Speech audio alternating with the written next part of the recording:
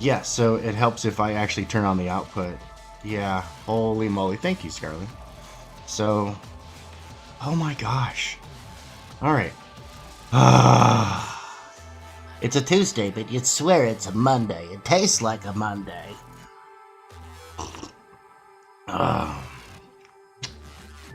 So, Apex Comics out there. Of course I did. I was just being silly. Only fan arts, art of naked chicks, and I say no. Well, maybe. It's not off the table. So for the next 2 weeks, I am working on stuff behind the scenes. Yes. I can't show you what I'm working on, and so when I do want to do something, I just realized that chat is still on over here. I'm gonna fix that. This is supposed to be in streamer mode, so that you guys don't see all the degeneracy that happens on the very open and public tier of this Sega game. There we go. That's what I was looking for. Yeah. So yeah, I've got Apex Predator stuff that I'm working on behind the scenes. Don't want to show you that. I'll bring it back when I get into some of the final stages. because there will be a fun little bit of a reveal. I've got a guest star in the comic book. And I'm just going to say that if you've been in and around the Comicsgate sphere for the last forever, since it began, you're familiar with this person, and they're a friendly, likable fellow. So yeah, no, Cooper, it's kind of neat. Get them to guest star in the book. Bone, what's up? I see you out there, yo. Edwin, Buzz, Acevedo. What's up? What's up? What's up? And yes, I appreciate it, Scarlet Fever. Yeah. So let's get into it, right? We're gonna do some fan art today. Today I'm drawing Omer Glitch's character, Glitch. So while y'all can look at the waifu for a minute, while I go check into X. I haven't logged into X in days. Oh my goodness, I'm just like full of messages.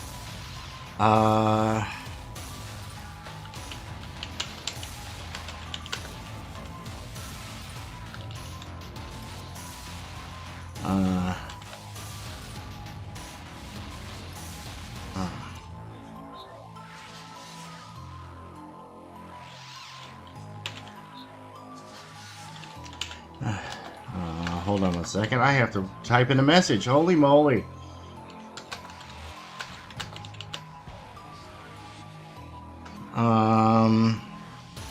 Alright, so I gotta go find... Oh yeah, dude. I gotta grab this image. So we have to open the image in a new tab. Oh, cool. Nice high res too. We're gonna copy the image. And we'll come over there. We'll come back to that. I'll show you what he's got going on. Let's see here. It's a bunch of reference stuff. Okay, here we go. That's the stuff I'm looking for. Glitch. And... okay. So that's an interesting texture. See, Omer does awesome textures. So it's nice to see what the texture is or something.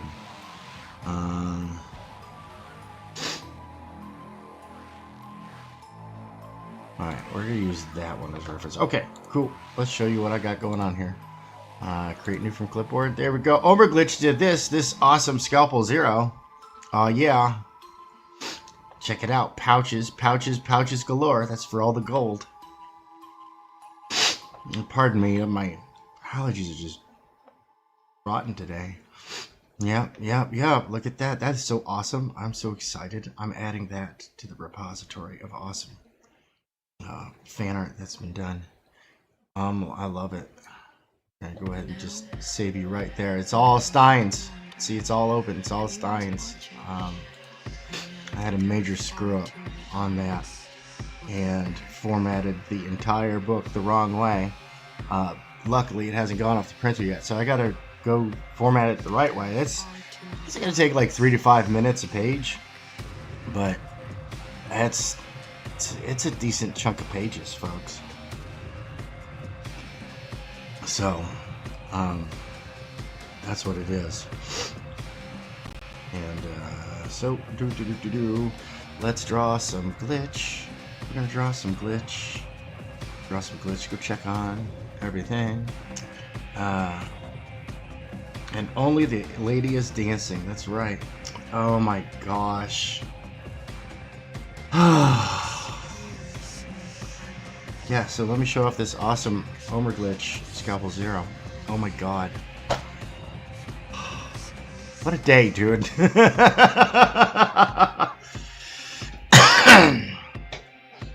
And it's only halfway done. Oh, it's not even halfway done yet. Oh my gosh. Oh, lordy loo. I still have so much. It's because my mind is elsewhere. My mind is off. My mind is off in work, and I can't show it to you. And that is maddening, I'll tell you. Alright, start off with some non-photo blue type of pencil.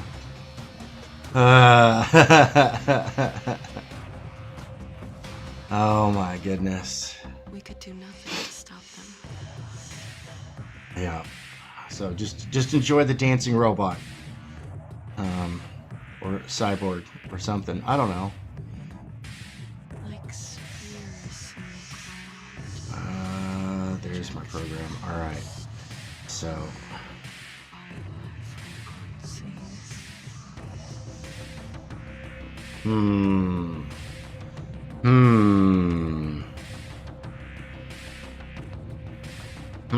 Alright, let me go take a look. Let me grab this reference art here, okay? So you guys can see what I'm looking at. We're going to open image in new tab. Okay, it's a low res image. Copy it. Come over here. Create a new from clipboard. Okay. So this is Overglitch's glitch character. This has a nice detail of this material right there. Right, so that's all like silk wrapped, right? Lots of wrinkles and stuff. This is almost like scrunchy, like it's form fitting. So interesting textures. He's got that thing that wraps around, and that is the sheath. The weapon. This is an old picture. That is connected to nothing or off screen. Let me go grab another picture of this guy. We could do nothing to stop them. Hey, Dancy Lady, she's fun. Currently, I'm in like 30th place. I'm in like 30th place, I believe. Yeah. Alright, I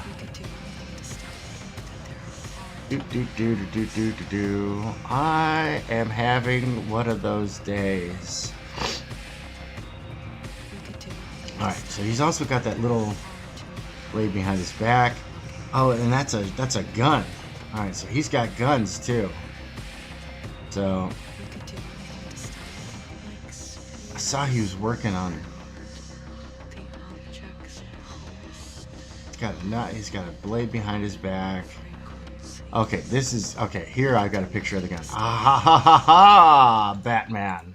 You see, we're gonna copy the image, and we are going to create new from clipboard. Okay, cool.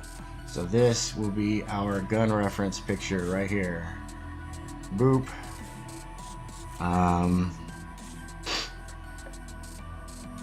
Gosh. Okay. I know there's a way to do this, but I'm not going to do it because that would require work. Like, I would have had to like get all of this set up in advance and actually have some due diligence and a little bit of discipline and getting all this set up.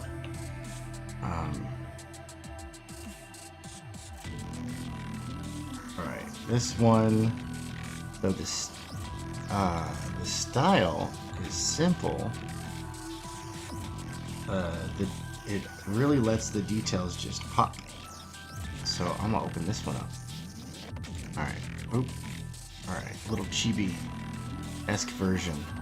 But we can see detail on his headpieces. Nice and simple there. Teen Titans style. I think that works. Because like that's alright to see. Like you see a little bit of side detail there. This one, the gun. This one, we got a good side view right there. Tomorrow, I am drawing up some Outlaw Knights type stuff. I'm drawing a turnaround for Ben Fuselier. Hope I'm saying that right. He didn't have turnarounds. Most of you guys don't have turnarounds. Like, for real. Driving me nuts. Having to go like this. Like, I gotta look at all these pictures. And even though this one's not even like complete yet, I'm gonna open up one. Let's see here. There.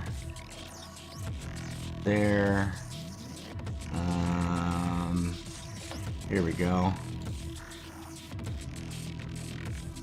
Now granted, that's not full character, that's just gear. But y'all need to at least do this. 3/4 front, 3/4 back. And then you gotta draw like expansion on details. You can see like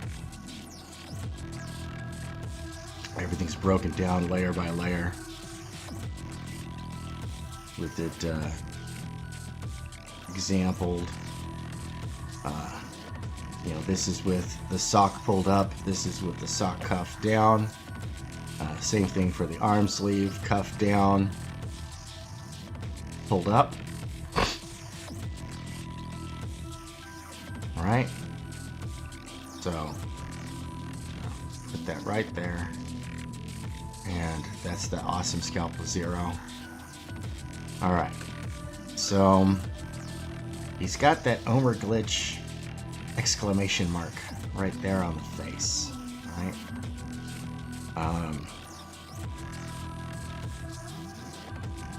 Okay, I think I'm ready to go here. I think I'm ready to boil this pig. Yo, Shadowhawk, what is up? How are you doing, man? You know, I'm gonna go ahead and just gonna open up the panel. Let's see here. Ooh, we're thinking, and 2, 3, COCPIT. All right.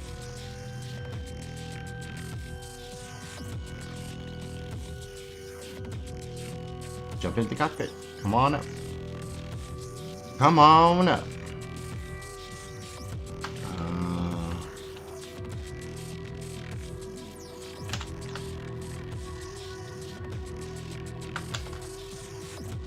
There we go. All right. Yay.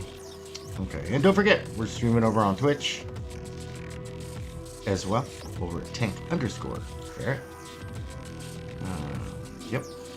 Go check that out if you're of the Twitch persuasion. A little chill, a little quiet today. No camera. Everything's a mess. Office is in disarray. Moving everything around. We had to finally got to the point where we can replace the broken appliances and upgrade some of our storage, whatnot. And there's unassembled things all behind me. It's unsightly.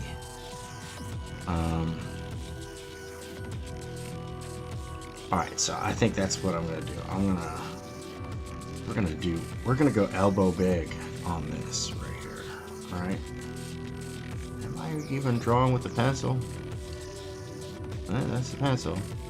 Oh wait, is it like super tiny or something? It is super tiny. Wait a minute. Is it like super tiny? Okay, well that's not super tiny. Alright, well it's like, wait, 10 should have been fine. Oh, okay, no, I'm getting it. Okay. So, boop.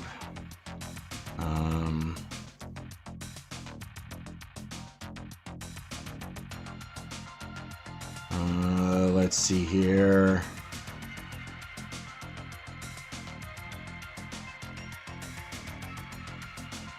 Ooh.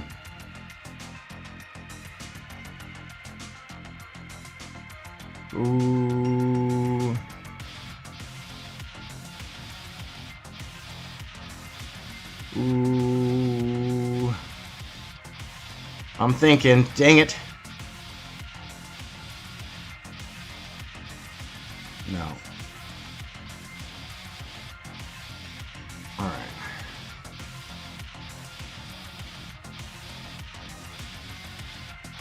So that should be like that. His shoulders should be popped up. I'm talking like right up on him. So his shoulders look really tiny at this point. Alright.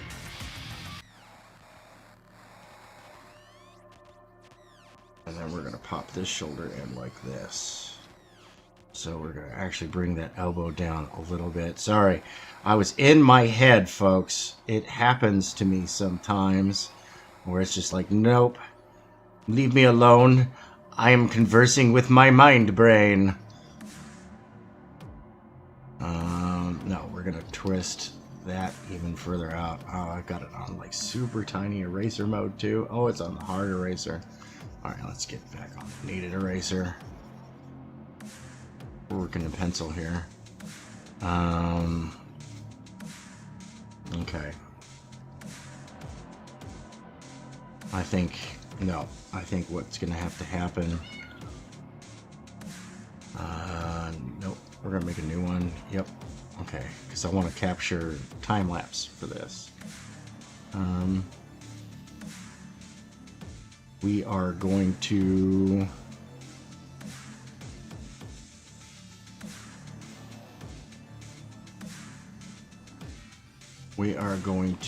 Yep, okay. So, first things first, I'm going to turn my canvas.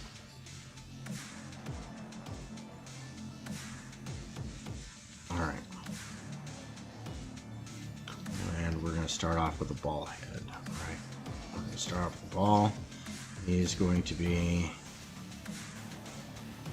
slightly off to that side right there. I'm going to draw all the way through and just draw my ellipses all the way through. Alright.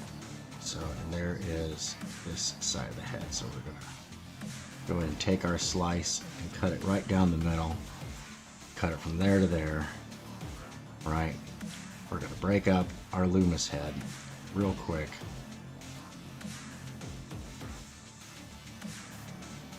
We'll break up our Loomis head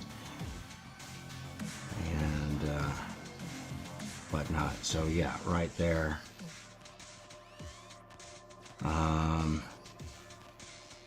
Alright, so we're going to pop that shoulder up like that. So go ahead and put in our neck. It's a neck hole. Delicious neck holes. Right, he is going to be, let's get a gesture going on here. We're going to have more back. And then we're, you know what? We're going to go ahead and we're going to twist that right there. So that way. So that is that. And then we're going to draw our bucket back here. This is going to be our bucket. The bucket is your hips. Hips are a bucket. Tuck it. Alright. Now we're going to draw our center line here, draw our center line there, and we're going to play a little game of connect the dots. Alright. Alright, we're going to pop this shoulder up and we're going to pop this shoulder up. So he is reaching above.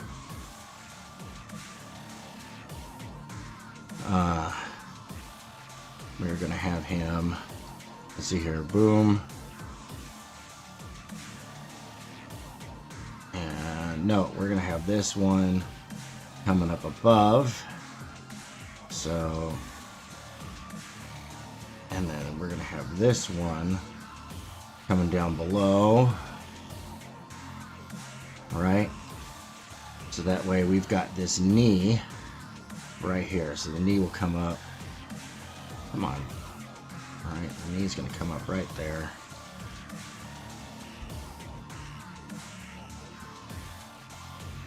That's too crooked. That's fine. We'll fix it. Alright. And we'll just draw our three-part foot. So that's the flat of it. This is the back of it.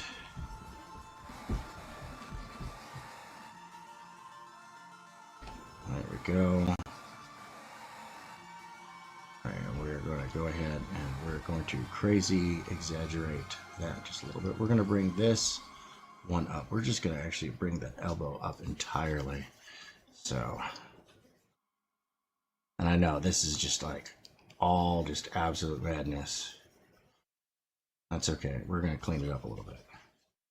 We're going to clean it up a little bit.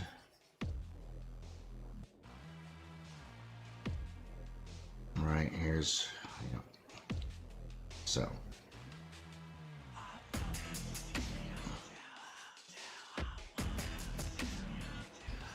Alright, so this one we're going to bring out a little bit more.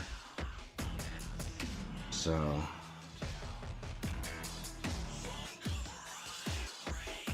This one is like that. And that's going to be twisted out. So it's actually going to pop out a little bit more. Believe it or not.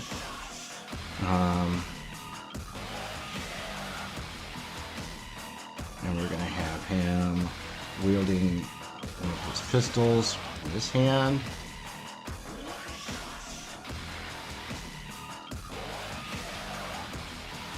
Do. Big old honking pistol. And then we're going to go ahead and... Oh my goodness. Go ahead and draw that out. God dang it.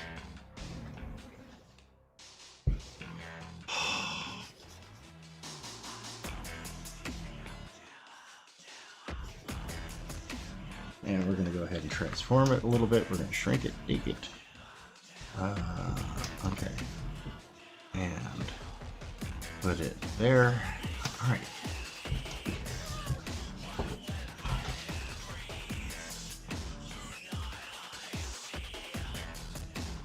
There we go. Okay.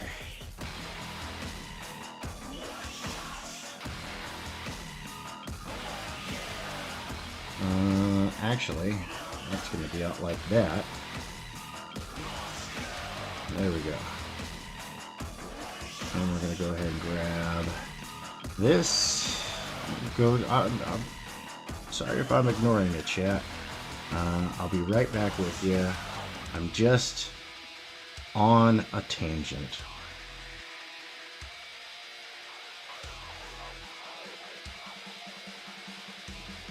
There we go. Okay.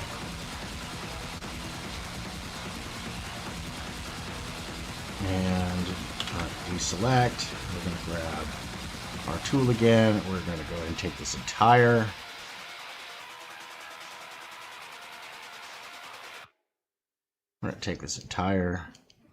shoulder there. And then we are going to turn it on its head. So we're going to pull this arm back. So that's going to shrink the size. Because now that lateral muscle is not going to be all in flexy. It's going to be extended mode. Alright. And then I'm going to go ahead and transform this again.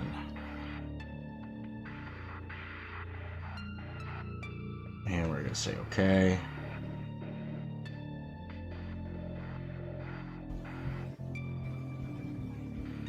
Come on. Gosh, I have so much stuff open, it's taking forever. While I was doing that, let me go check on the catch. Yo! What up? What up? What up? What up? Oh, I go live. I go live at 2 p.m. Eastern, Mondays through Wednesdays normally. But unfortunately, yesterday, extenuating circumstances, and my wife had to hijack the computer for the day, for legal reasons. Yo, what's up, Apex, dude? Yeah, I'm getting my glitch on, is what I'm doing. If you want to join, you want to jump in here, go ahead, jump into the cockpit. That's right, it's the creator-owned creations pit. And yeah, no, I'm getting my glitch on. I have been I got to admit, you know, I got a little inspired. Of course, I'm gonna have to fix a lot of stuff by doing this.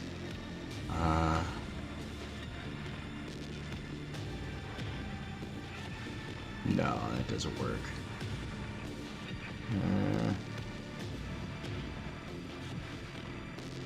Nope, don't like it.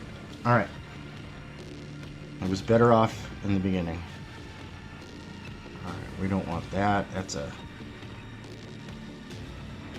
focus tangent. Okay, good.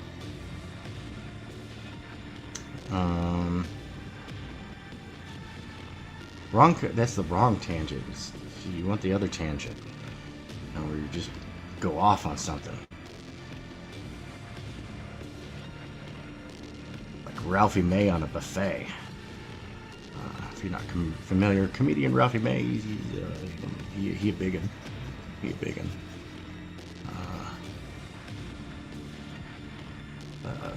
A sizable, rotund fellow, shall we say.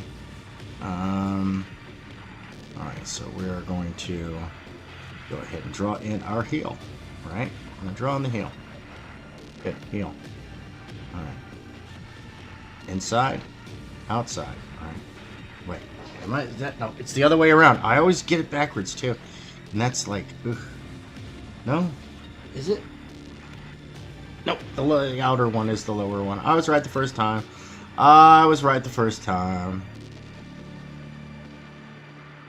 So, boom. We're just going to go ahead and draw that in. And then we're going to draw the middle part of our foot, right? Which has this little arch right here. This arch comes around a little 3D object like that.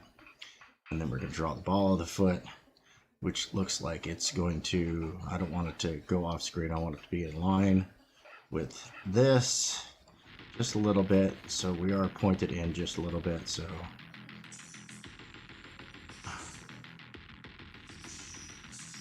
yeah, you wanna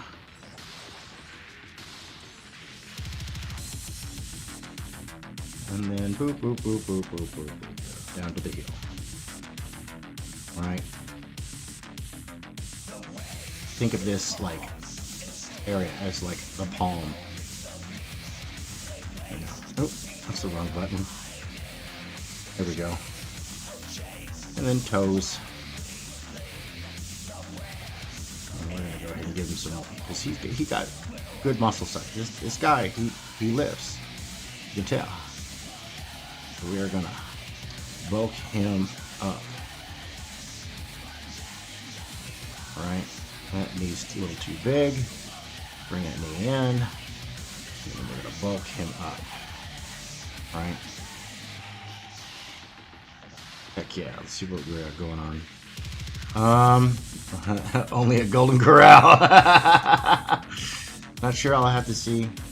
I know we're covering 2 shows right now, so after TLOU is done, I'll try to cover it. Ooh. Murderbot. What's this about Murderbot? What's this about Murderbot? Now I have to know.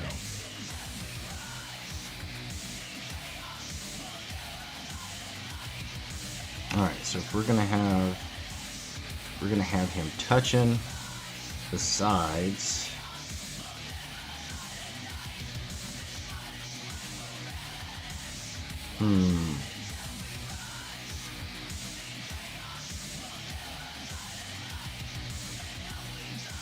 Kinda don't want to do that right there.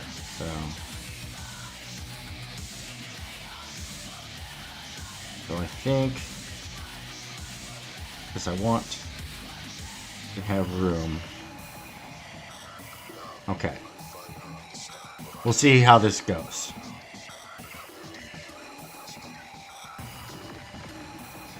Composition, right?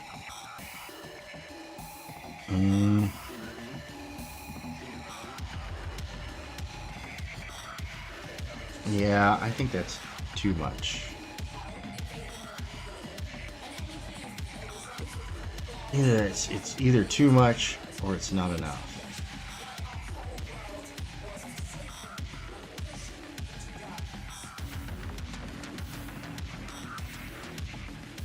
I think there's no getting away from it.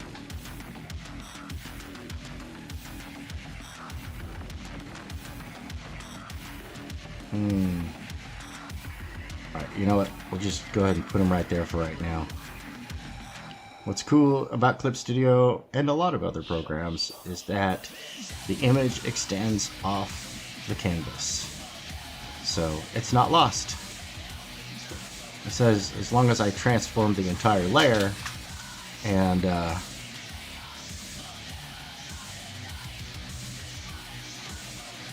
let's see here. No. Gosh darn it.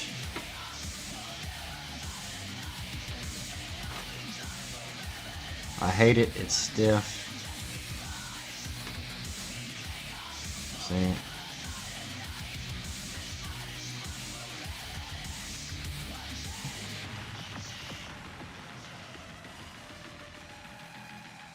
Alright. Stiff.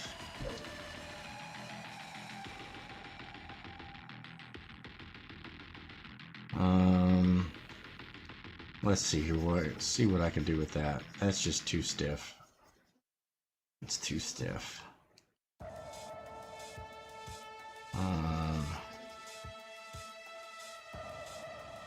Maybe if I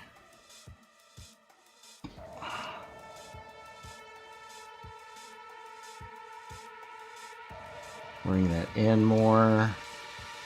All right. See that?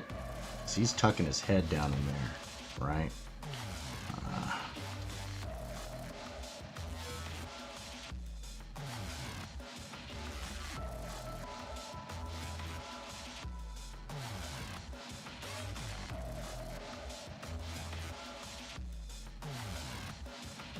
There we go.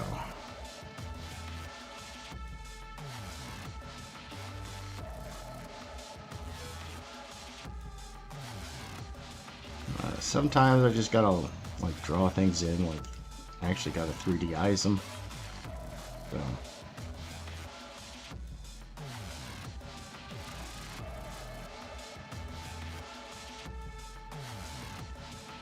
there we go. Okay, we're getting there. We're getting there. I'm gonna check on the chat in just a second. Sorry, folks. I don't have my secondary chat window open. Oh, well, thank you very much. I'm glad you guys are liking it. Yo, what's up, Don? Yo. Yeah, it's dude, this last week was nuts, man. It's stupid last week. So I'm going to go ahead. Oops. There we go.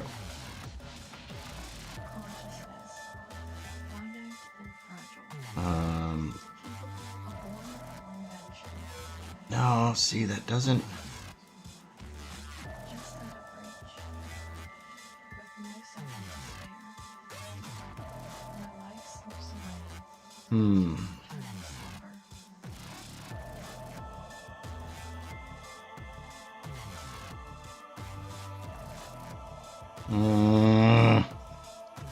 Yeah, it's one of those frustrating things. You know what I mean? Alright, I'm gonna have to go take a look at my references again. That's the head reference. That's that gun reference. I know there's another. Alright, there's a gun reference. Okay. So, but I seen him with a whole bunch of different toys. So, I'm gonna guess that he is not single toy exclusive. Alright, so this is actually gonna come around on top of the helmet, over the helmet. And then that is going to be, yeah, so.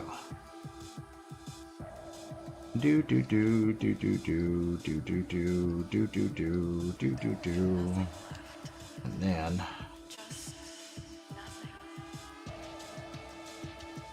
he is scrunch. He's all sorts of scrunchy. Alright.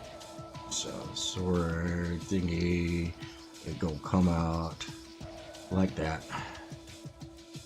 Boop. And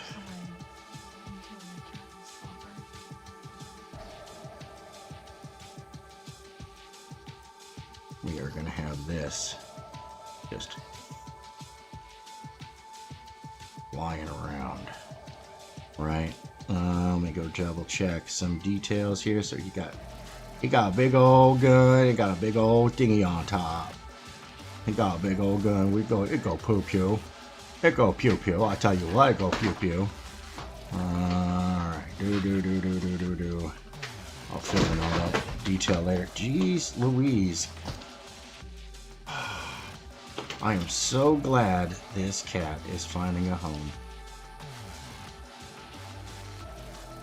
Not gonna lie, I have described it as having an infestation of kittens. And this one is like 3 months, and we've just been trying to find him a home. Oh my goodness. I absolutely adore you, kitty kitty. But you can go to hell. Alright. So we're gonna go ahead and wrap this up. It's cross wrap. A little messy. Alright. That's gonna have some streamer coming off of it. Which is going to wrap around like this. So that's going to come like shooting out towards the audience. Like that. Boom. And then he's got this pad over here. And that is going to be shown. You can be able to see that one right there. So doop. Doop. Doop. He's got the waistband. Doop. Comes in like that. Alright. Gotta give him junk. Gotta give him junk. Give him junk. He's a man, damn it. But I think he's gonna have. Alright, and then we are going to figure out this back effing arm. Is what I'm gonna do. Figure out what I'm gonna do with it. I don't want to just hide it. Yo, what's up, dude? What you got going on? Let's see what you got going on.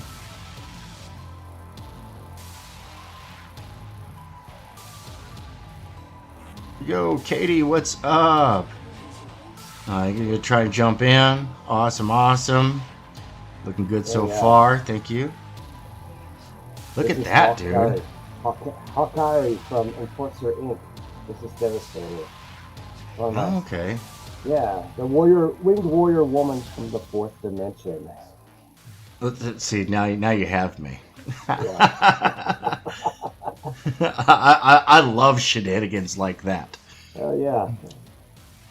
I was looking at a reference piece from like Angel Warriors on the internet. I saw this one position, so I had to grab that pose, make it my own, add a little bit of a John Byrne influence to it. Heck Somehow yeah, it just came out that way, you know. We got a nice frame around it. Once I get the inks done, I'm gonna color it. Use little pencil colors and markers.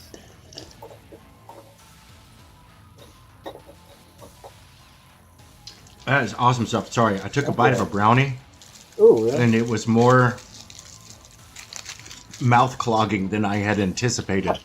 I was like, oh my gosh, that thing is so mushy. Yeah. It's terrible. That's fudge brownie. Yeah. My youngest one ate a healthy lunch, and then she was like, can I have a brownie? And I was like... Does it defeat the purpose? And there are those little Debbie with the rainbow, good. Yeah. those fake M&Ms on them. Right? And they come, like, they have 2 to a package, and I was like, yeah, do it. Yeah. You're not eating 2 of those. I mean, one of those. Oh, that healthy lunch for nothing. Right. So, yeah, I'm just trying to figure out what I'm going to do with this back arm here. On this glitch piece. It's driving me nuts. Yeah, I'm going to be here like maybe like 15 minutes. I'll let you know. Okay. Well, I appreciate you stopping in, man. This Yeah, is the man. show where we work, even if we're working on fan art. Oh yeah. I said I'm gonna work with Omer trying to get the Enforcer Inc. logo for that Ooh. mini comic for in the Finback campaign. I'll get that wrapped up a bit. Oh, dude, that's way cool. Yeah. Actually, it's gonna be a 5x7 book because I approached Yeah? Pete Samedi. I was gonna make it 4x6, and he goes, "No, you need to make it larger. That way, it'll be more feasible to the printing." I'm like, "No, you're right. You've been doing it longer than I have." You ought to know. Yeah, no, Pete's absolutely wonderful. Oh yeah. Um, But I you had know these what? 4x6 sleeves. I'm like, okay, I'll tell you 5x7. That means I'm gonna get some 5x7 sleeves. So no big deal.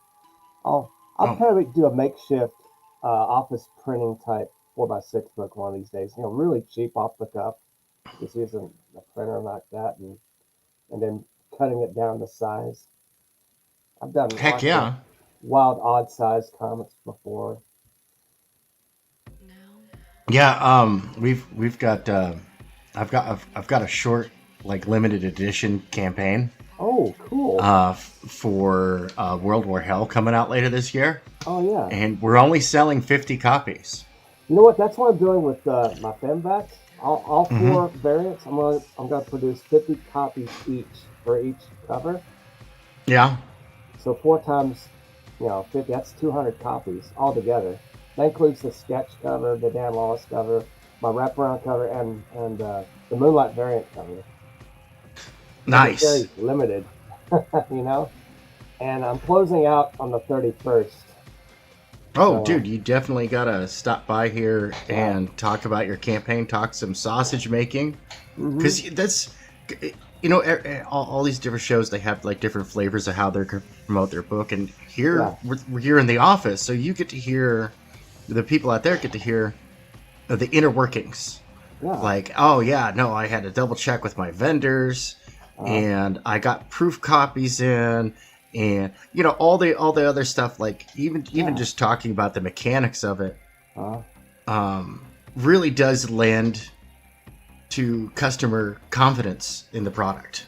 oh yeah. You know, right? Yeah. So they're like, oh, well, this guy knows what he's doing, Uh, and is diligent in making sure of quality assurance, because that's a big deal, yes. um, Make sure like it's I know that good. there's a vitriol argument on timeliness versus quality, Right. we could do nothing. and honestly in 10 years people are not going to remember the stuff that arrived on time that wasn't Probably good, not. You're gonna do it what really grabs them. That story and in they're the only art. doing themselves a disservice. Yeah. We don't throw shade here, we talk Exactly. real, we Yeah. talk real. Oh yeah. I moved up the delivery from July to like October because I want to make Oh, sure okay. the prices actually goes down a little bit because we're now experiencing supply chains and supplies and of course the tariffs. Once that settles down, hopefully the prices will go down. I don't know if it will on printing, but we can always hope. Right. Yeah, I've got a few prices from a couple of companies I'm working with, so once we get the I price think wars going, I think I figured out what to do with this arm back here, and the bicep's too big, and that bothers me. oh, That's going out to okay. the gym too much. Yeah. He gym broed too hard. Yeah, I'm a gym rat. Gotta go to the gym I mean, early in the morning. I did say that, this guy lifts weights. Yeah.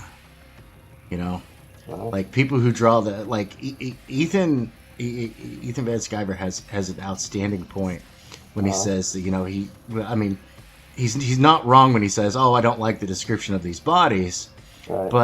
and I'm like, well, that's the general shape, but their Mhm. proportions are not realistic. Like, Yeah. yeah, Flash doesn't have a realistic runner's build. So when people try to draw him all like super skinny and Yeah. whatnot, I'm like, I don't buy it. Like, He's a sprinter. the EVS is right. Yeah, The he is Flash right. hits the gym, Yeah, he has to. right? He He's hangs like out with a other bunch of heroes. superheroes. Yeah. But you don't think that the world's greatest gym isn't aboard the Watchtower? It has to be. Superman goes to the gym. Why not all the other characters? Right? It's so yeah, I'm drawing the arm in a kind of a weird pose. What does it look like? And- Let's see that arm. Hold on, let me go Put ahead and a blue. Okay, you talking about his right arm or left arm? that would be his. Hold on, look at it. His left arm. Or the one going up? Yeah. What's he doing? Is he throwing? He's something? gonna have a sword in it. That's all I've Okay. decided. He's leaping through the air. Yeah. All Mr. Action Star. Yeah, I was And going as to draw. far as I got Yeah. was that he has a sword in his hand, and so I'm been running through like several poses. It's hard to get that one hand going up that clenches the sword. Makes you get the hand right and all. That was a pain in the ass for me. Right, that's. I look at my own hand And- and go, okay, what does this look like? I don't want it to make it look like he's, because I've got to. Actually, it reminds me that the sheath is empty because he's going to have the sword drawn. So I want the sword drawn, and I'm just running through poses on that that aren't going to require me to shift that rib cage. Right? Where can the arm be functionally with the rib cage in that position? Oh, Kind of twist it over. I've got to fix a little bit of something I just noticed too. where's So Dan we're Lawless just- when you need him? God. Right? Yeah, that's all good. Probably So I'm just going to grab those legs there, and we are going to twist them down just a little bit and bring them to about right there. I think that will be. Let me double check. Take a look at my thing. yeah. Okay, I think that'll be good. Oh my goodness. This cat, man. Oh Lord. He is just all up on me, extra needy. And I'm like, bro, you're just a temporary resident. It's one of the We are things, dude. we are not as in like Flint as you would think I am, as we are. So okay, so I rewatched that movie was it last month? In like Flint, James Coburn. oh yeah, It's a good I haven't flick. seen that movie in forever. That's really good. Yeah. So there's that, and then there's that. That comes in like that. That's gonna be like that. All right. Get some leg muscles up in there. Make my fault. Yeah. Pop that calf out a little bit. Shin, fix up that knee. Doesn't need to be such a knobby knee. There we go. And then let's see here. I think I'm just gonna have to move him again. I'm thinking that pose right there with his left leg straddling like that and his right leg over. I'm thinking he's straddling a couple of girders up on a high rise. Right? For some reason, the way he's standing. And that's the idea is to spur The dark side. spur the imagination. Yes. Right? Spur the imagination. All right, let's get that shoulder there popped like that. And he's got it extremely twisted over there. Go ahead and draw in hand like that, holding the blade. You know what? We're going to have him holding it reversed. Yeah. There we go. And I gotta double check my reference. So that blade does have a slight curve to it. It's like the tip of an odachi almost. Hmm. Nope, that was the wrong button. Oi. So we're gonna go ahead and give it a slight curve. Yeah, just kind of get that kind of roughed in a little bit. Draw the handle through. Draw through, draw through, draw through. Especially if you're doing digital, man. There's not like you're gonna tear up a bunch of like paper or anything of the sort. Yeah. The thing about digital layers, they kind of confuse me a little bit. I'm not really familiar with the layer thing. It just takes a little. Think of it as putting transparencies on top of each other. Oh, okay. All right. All right. It's a light box on a light box on a light box. Okay. So if you've ever done like sign making and cellophane work, I It's a lot remember like doing that. the old school separations where we had plastic film over that one plastic film. Big color. They're you talking were doing old photo school. filter, Yeah, we're doing like old shit, But like when I was- gels and shit. Yeah, Oh, dude. that's how old I am. Yeah. Yeah, no. See, and you know what's sad? I know exactly what you're talking about. Yeah. All right, so I think one last thing that I'm going to do is I'm going to take this pistol All in right. this pistol hand, And I will shoot it. All right. and I'm going to grab it right there, and then we are going to just boop, bring it down just a little bit to fix our form on this picture. Right, and then see, that's another thing I love about working digital Yeah. Just change it up. Not the is original.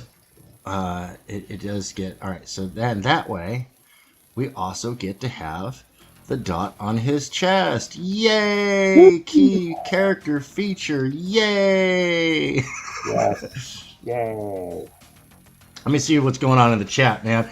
Yo, Marinus, what's up, dude? What's up, man? Yeah, Marinus, you got your link. I know that your Kickstarter Oh, for Gemini Crusaders is over, Is but it? please consider Fund My Comic. Yeah. That's like this fine gentleman right here has a wonderful fembat over on Fund My Comic. Yes, this is Hawkery from Enforcer Inc. The super team from the late 1980s. I did the That's whole cool. synopsis. I did on a sketchbook. I did I drew about close to about 40 pages back in 1990. All just basic pencils and ideas and things. A continuous story, so I got to revamp that. Okay. In there. But next year is my 30th anniversary of Executor / Finn Patel flip book. I'll be doing a campaign. I'll find my comic on that one after Finbat is over.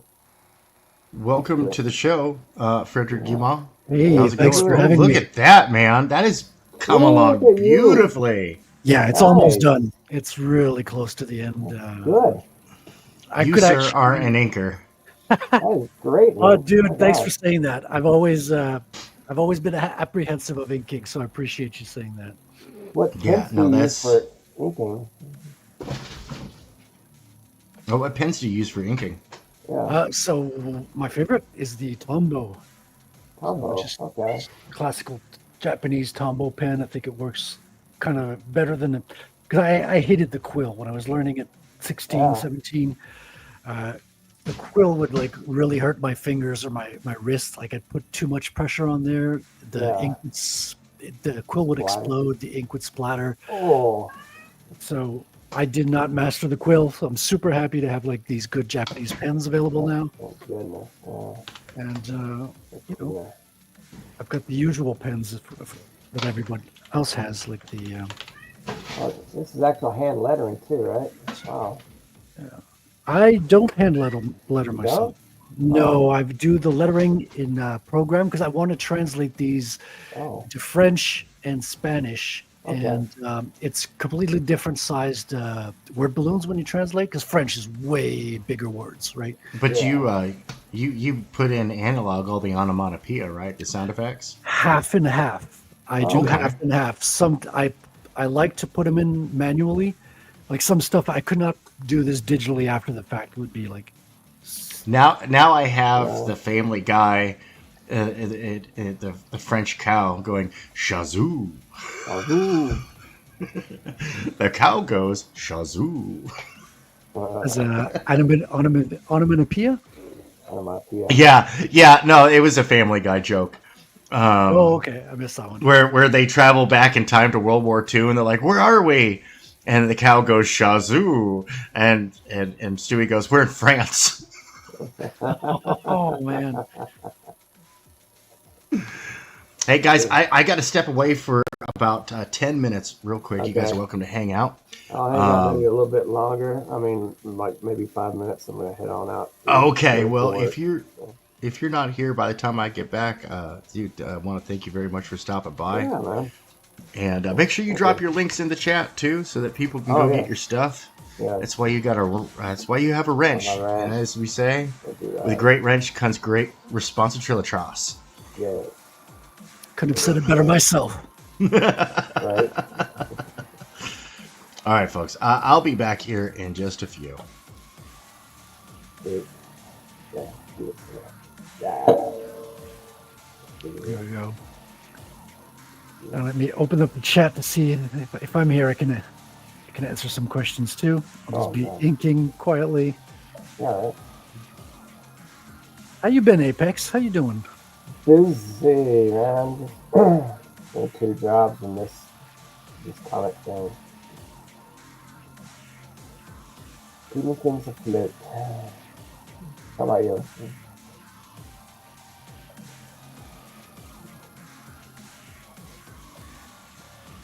Just typing things in the chat here. Ooh, 4 All the links. I remember. Yeah.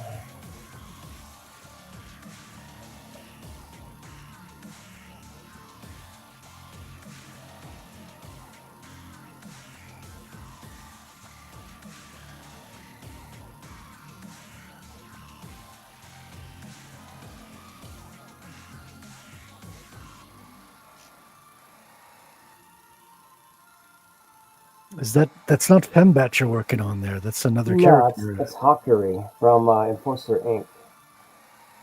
Nice. I got Enforcer Inc. versus Devastator mini comic, which publicly premieres Enforcers Inc. But I had that team since the early '80s, I believe. Wow, that's a long time. Yeah, I've had the artwork on old sketchbooks, and I couldn't find them. What I did, and I had to pretty much revamp it in my head and then draw what I had.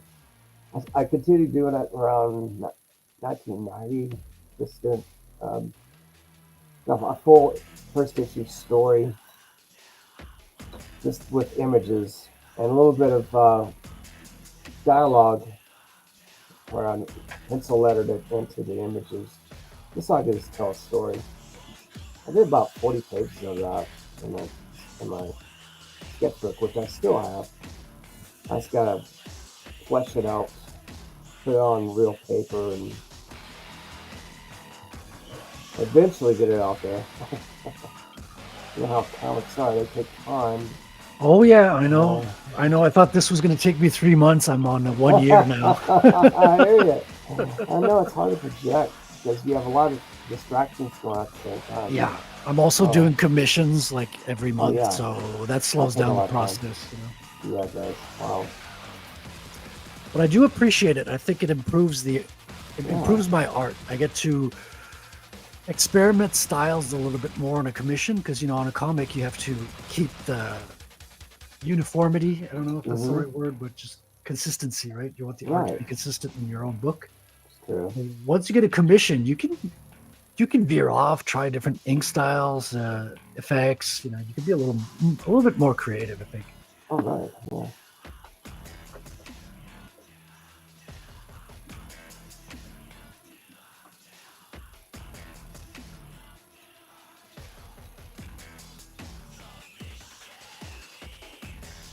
All right.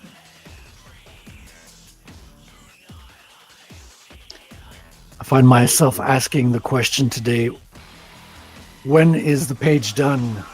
Oh god. Which one is going to be the last line on this, Hey. on the brick textures, right? That's a good question.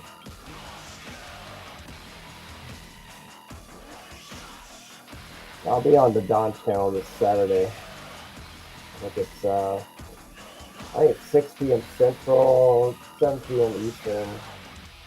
Don Draw Stuff on the YouTube on Don Draw Stuff YouTube channel. I don't know what the link is, so I gotta find it.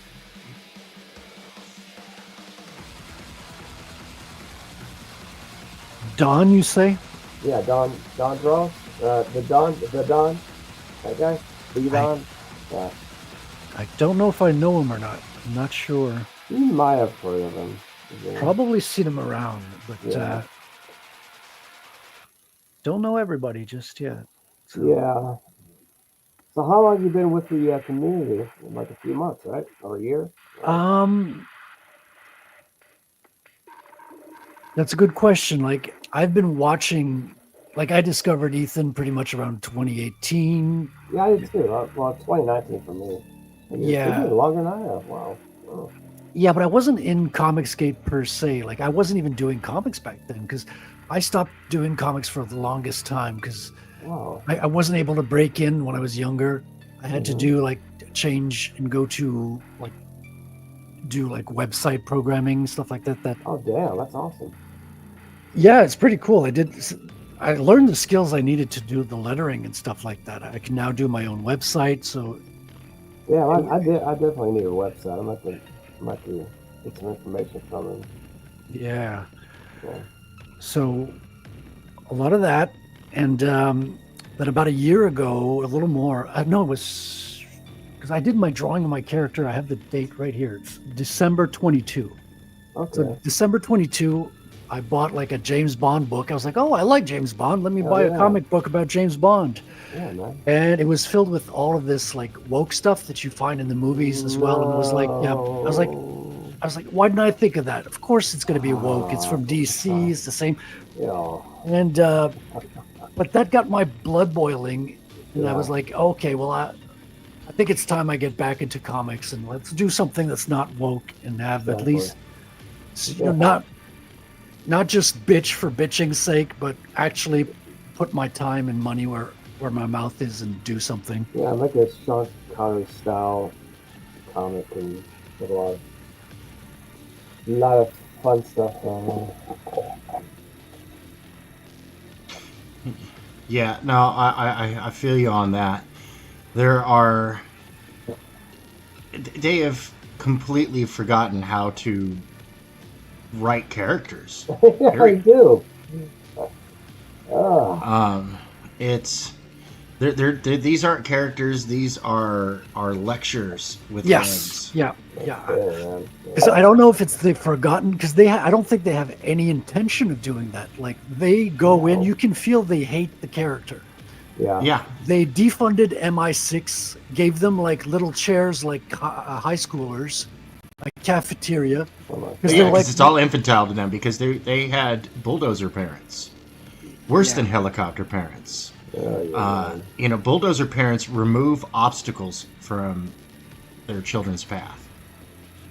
And all these folks, they don't know how to deal. They've never had to do anything on their own, and they don't know how to deal with anybody without talking down to them. Their parents talk down to them, dude. Wow.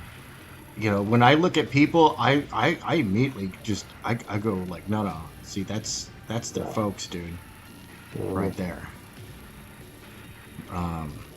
Yeah, for sure. It's so disgusting. Yeah. And it's what really gets me about it is it is one of those. It's the evil that is done in the name of good. Oh yeah, there you put your finger on it. That's right. And that disgusts me. It is bad. We know better how you should think, how you should feel, and we're going to impose it on you through your favorite characters. by changing them completely and devoiding them of what they were. Mm-hmm. Have you seen what they've done with Thunderbird?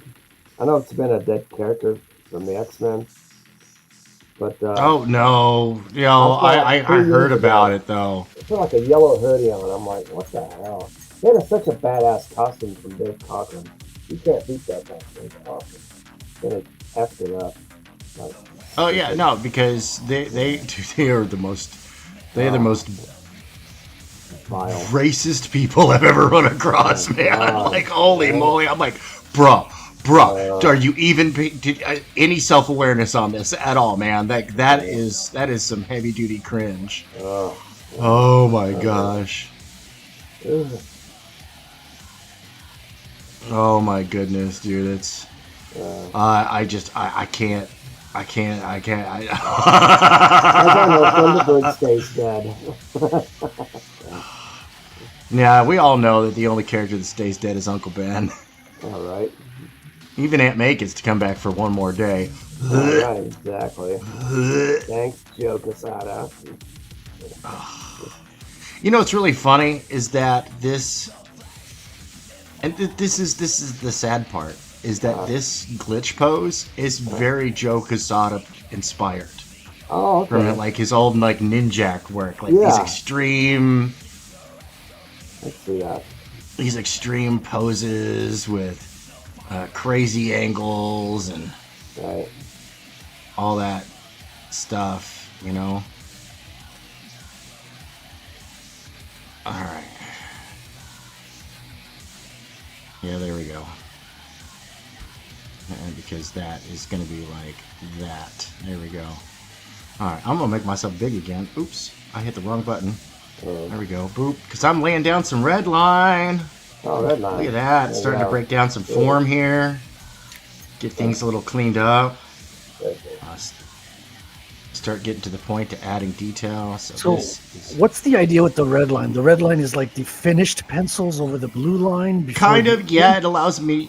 It's a personal thing. It allows me to just really sharply see my difference between my undersketch. I've always worked in a multi-tiered pencil process where I would start off with like blue line, then I would go to like a 4H, and then I would move to from 4H. I would oops, I don't want to do that anyway. From 4H I would go to like 2H to a 2B to an HB to a 2B. I'd finish off with 2B, and then I would go to ink. Right, just real light. Each one's just kind of sculpting the picture than anything.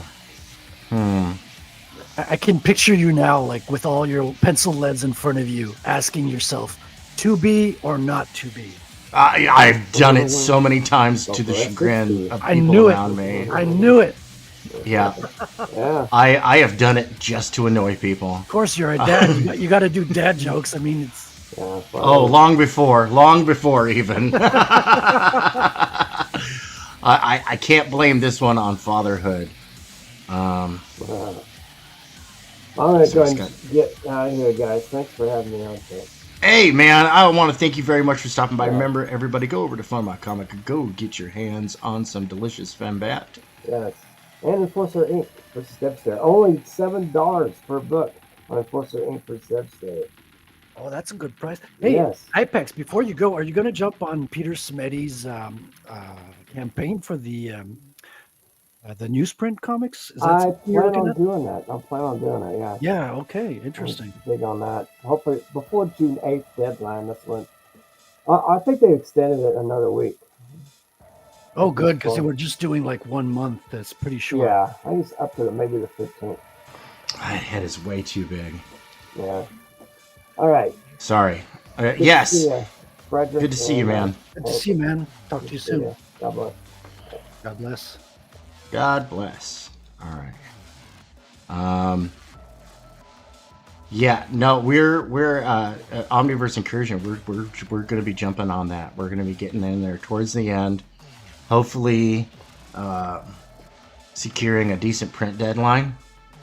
Yeah. Because we have a hilarious idea. So we've got like quality sportswear, right? Something that would minimally sell at Target for like $40, right? Not even, you wouldn't even find this quality of sportswear over at Walmart, right? It's good stuff. And instead of like for $40, we're able to offer it with U.S. domestic shipping for what do you call it? For 35. Okay, all right. So what we're gonna do is we're going to get in on the Alterna thing, right? And what do you call it? Sorry, I'm elsewhere today. That's fine. I'm on the same wavelength, so don't worry about it. we're going to be we're gonna sell a comic for $35 just to kind of like, I don't know, we're kind of like tongue-in-cheek poking fun at $35 comic books, and it's going to be one of the Alterna newsprints, but it's going to come with a free t-shirt. So instead of saying, hey, buy a t-shirt, get a free comic, we're going to say, hey, buy this $35 comic and get a free t-shirt. That's funny, man. That's good. That's good marketing, you know? Right, and we're even going to put $35 as the cover price on the book. Of course, yeah. It includes a free t-shirt. Now, who else is going to have a free t-shirt? Nobody. Right? And it's silly, it's fun, and you know, you get a $40 shirt for $35 plus a $2.50 regular value comic. But no, it says $35 on the cover. And that's just funny. And so yeah, we're gonna do that. We're only gonna do 50 of these. These are gonna be limited edition shirts and the books, because Peak does small print runs. So we're like, you know what? We can do that as like limited print run. And it totally works in our favor. It works to everybody's advantage, honestly. Oh yeah. All right. I think this is starting to come together here.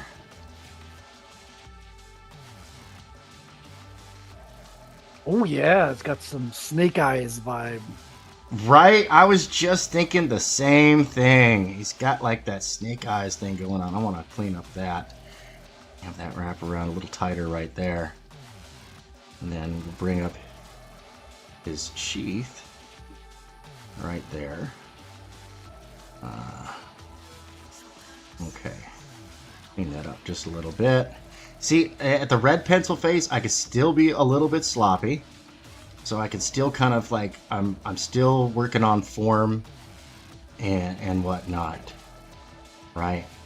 Alright, so this is tightly bundled, like silk-like material. So this is digital, but say you were doing like physical. Would you do pencils over the red, or would you go straight to ink after the red? After the red, I would go straight to ink. Straight to ink, yeah. Straight to ink. At that point, it's cooked enough, ready to go. I got these bad boys now. I haven't even opened it yet. It's just the red leads. Ooh, yeah. I love that stuff. I'm going to be in the club soon, but I haven't popped these. So, that's right. Make sure you get out there. Make sure you get out there. Go back that fembat. Yeah, so I've got this idea, right? So I'm gonna start doing like some fan arts, right? Some physical fan arts, and I'm gonna sell them for 10 times the minimum campaign buy-in point. Okay, you lost Right. me with that. What's the All right, minimum, so buy-in? I'm gonna focus on doing over the next 2 weeks. I'm gonna do fan art for campaigns, mostly for campaigns that are live, and then I'm gonna sell the original physical artwork, and I'm gonna buy in on the campaign. You're gonna leverage the fan art to get the fun campaigns indirectly. Interesting. Yes. So one way or another, I'm gonna help out this campaign. But you got to be quick whatever on the it may be. turnaround, though. You got to be able to turn. Oh yeah. No, I'm gonna be doing the fan art live, and then once it's complete, then I'm going to put it on the market. So yeah, it's not going on the market until well, I mean, people will be able to see when it's done because I'm going to be doing it live. Because I don't have anything that I can do live right now. Oh yeah, 'cause Right. you're all like you got NDA. I'm all project. Secret Swirl. Yeah. You're working for dark projects now. Yeah. So I'm Secret all Underground sorts. comics. Yeah. So I'm all sorts of Secret Squirrel right now because Apex Predator's gotten to the point where I'm actually getting into the meat and potatoes of it, and I'll bring some of it back out when I'm inking. But I've got to be real. I'm at the point where it's like, okay, cool. I showed everybody what has been seen before. I roughed in a couple of pages, outlined my battle plan, and Is that your baby, Apex Predator? That's your own project? that's my own project. That's one that I've been working on for years, and it's really funny. It's just a tiny stepping stone in a larger science fiction universe. It gets wild. Hold on one second. I've got a little one. Yep, no problem, man. I'll just keep drawing and start renting a little bit while you do that. Got to do. Tank's got to take care of Dad World in parallel. He's dealing with multiverses.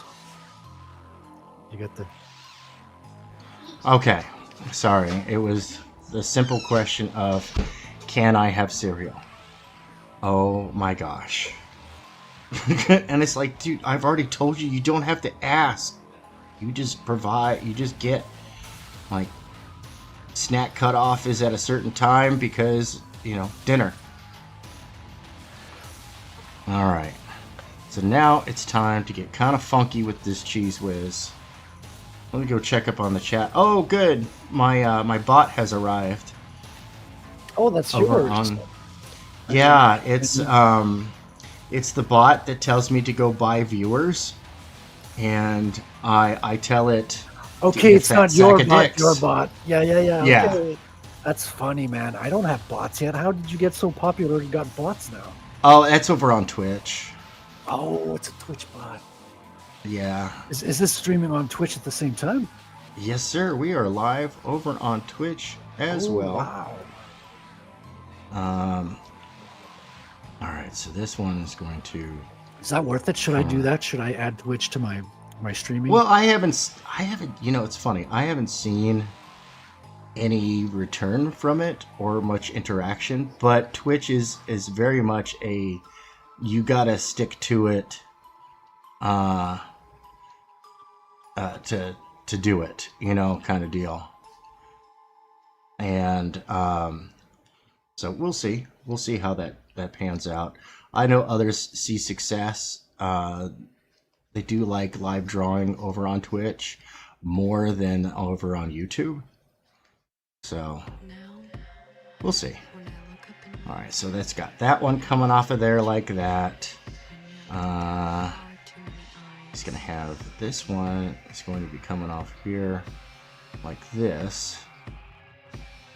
All right. That's gonna go behind the sword.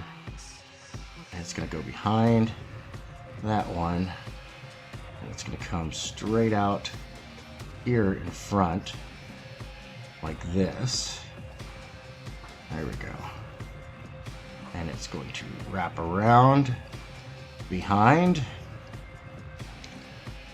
I'm kind of doing like a little bit of like spawn chain action when it Make comes yourself to big while you do this. Yeah. Oh, am I not big? Holy No, moly. no. Focus on. There we focus go. on me. Oh, there you go. So yeah, I'm Yeah, kind of you doing got like that. a little bit of spawn chain action with the ribbons I that was come off of watching him. AKA Pad do a retrospective of Todd's first works at Marvel, Mm-hmm. and dude, those like bandages were there since the beginning. Like that's an Yeah. early day Todd thing. Oh yeah, oh yeah. No, he is something else. Okay, we're gonna have I don't know. Let's see here. Go ahead and erase our line and have that coming out, and we'll just have that. It's going behind. That's going behind. Okay. And then we've got to put the circle on his chest. Right there, like that. And Is this Ulmer's character? it is. This is Omer's character. Yeah, recognize the mask. Awesome. I love good brand recognition. Yeah. Well, he's I also do. got the dot on the chest, but you don't see it as much in this one because of the position, of course. Right. And that's a test of a character. Yep. Can they tell who it is just by seeing one particular detail? And I haven't Can seen him a this- bunch of times. I've just seen Ulmer showing his drawings of it once or twice, so that's pretty good. So he is. And you know what I'm going to do? I'm going to take this end right here. Right, and we are going to wrap it around this way. Wrap it around his hand and kind of get a little funky with that cheese whiz. Okay, so this one, it's almost like a little bit of Celtic knotwork here. This one goes over, this one goes under, right? So it's going to go behind. You gotta love knots. Oh, dude. It's probably one of my favorite and least favorite commission types, which is why I don't advertise that I do it, is Celtic knotwork. Because it can just be such a nightmare. Alright. Alright, let's zap our... Oh, we're not ready to do that yet. We gotta get our foot basics in here. So bowling the ball of the foot, his bunions.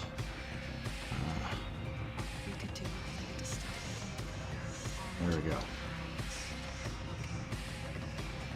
And boop, boop, boop, boop, boop, boop, boop, boop, boop, boop, boop, boop. Boop, boop, boop, boop, boop, boop, boop, boop, boop, boop, boop, boop, boop, boop. See, complete with sound effects. Whether you like them or not. Getting the full experience. You can't draw without sound effects. I mean, That's right. Sometimes you just gotta have sound effects. All right. you gotta feel Please. the emotions to convey them. You know, it's not just about shapes and anatomy. Sometimes it's Right. about the intensity, the drama, the sound effects are part of that. You ready to rip off the bandage? Let's do it. Ooh, yeah, just the red. Yeah. See, that's coming out pretty decent so far. Oh, yeah. Yeah. Yeah, buddy.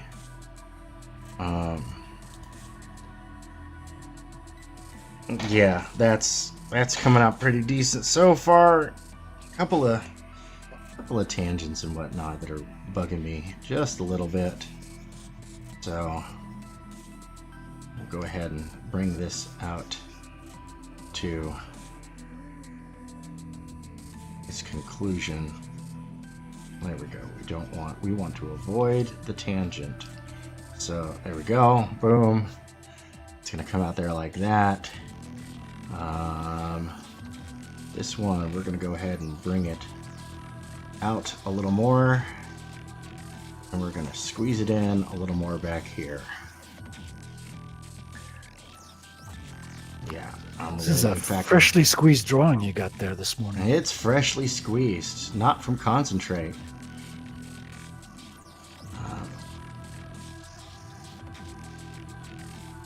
So, gotta keep that arc. Draw this one out just a little bit more. All right, work that arc back in a little bit. So when you say you're gonna bring the fan art to the market, do you like sell those on eBay, or you're gonna sell straight to the buyers on stream and things like that? I would prefer to sell straight to the buyer on stream. Right. I would like to cut out middleman stuff, because if I gotta go to eBay and stuff, I gotta like increase my base price to cover the expenses and stuff. Yeah. Because like regardless, an 11 by 17 piece of artwork is gonna cost me at least $6 in materials. And that's not like, oh, I just need $6 to get a project started. No. The initial investment would be, you know what? I don't know what to do with this one. I don't like it. I think it needs to curve earlier. Anyway, but the initial investment is more like, oh, okay, I got to spend like $30 to $40 in order to get ink and nibs and pens and other right, because you can't buy just the exact amount of ink that's going to go on the page. You can't buy the exact lead. Right. You got to stock. We have this stuff. one. Yeah, for sure. Going under like that, and then we have it cross over. Let's get him a little more. Let's get him a little more implausibly tangled. I hope he doesn't trip on any of those bandages. I'm kind of worried right? for him. But that's how badass he is. Is like all this stuff going on, and he don't get caught up in none of it, right? And I've always kind of enjoyed. I've always kind of enjoyed characters like that. There's something about that just tickles me, you know. And then we'll have that coming out right there as it wraps around, goes behind this knee. We're going to increase the line weight on the knee. There we go. Wraps around, comes out over there.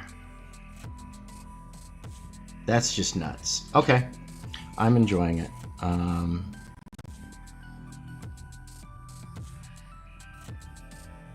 I think that, gosh, that's so dangerous right there. But that's okay.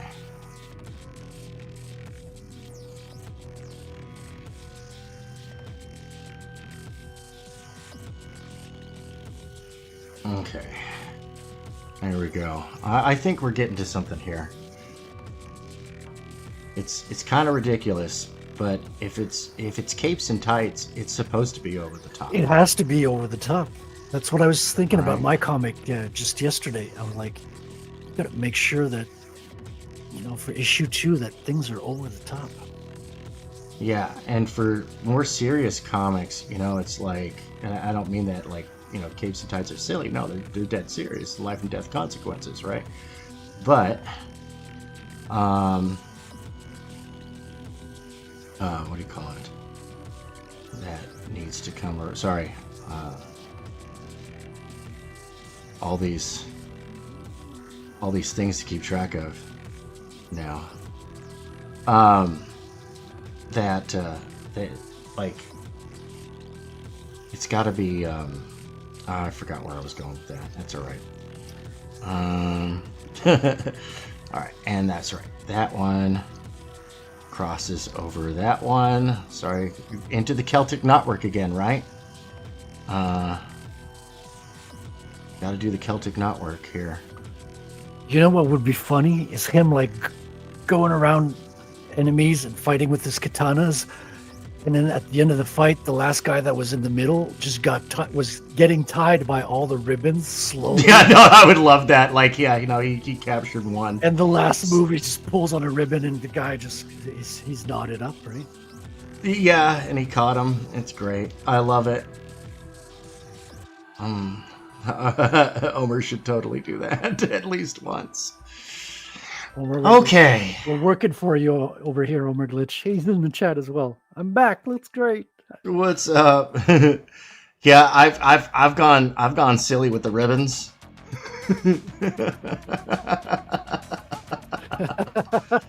Just at the right time, man.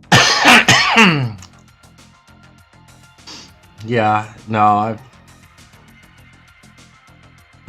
Malin's cover for Spring Ball. Have you seen that? Oh, dude, I've seen it many times. Like, it's beautiful. Oh, dude, it is just so damn good.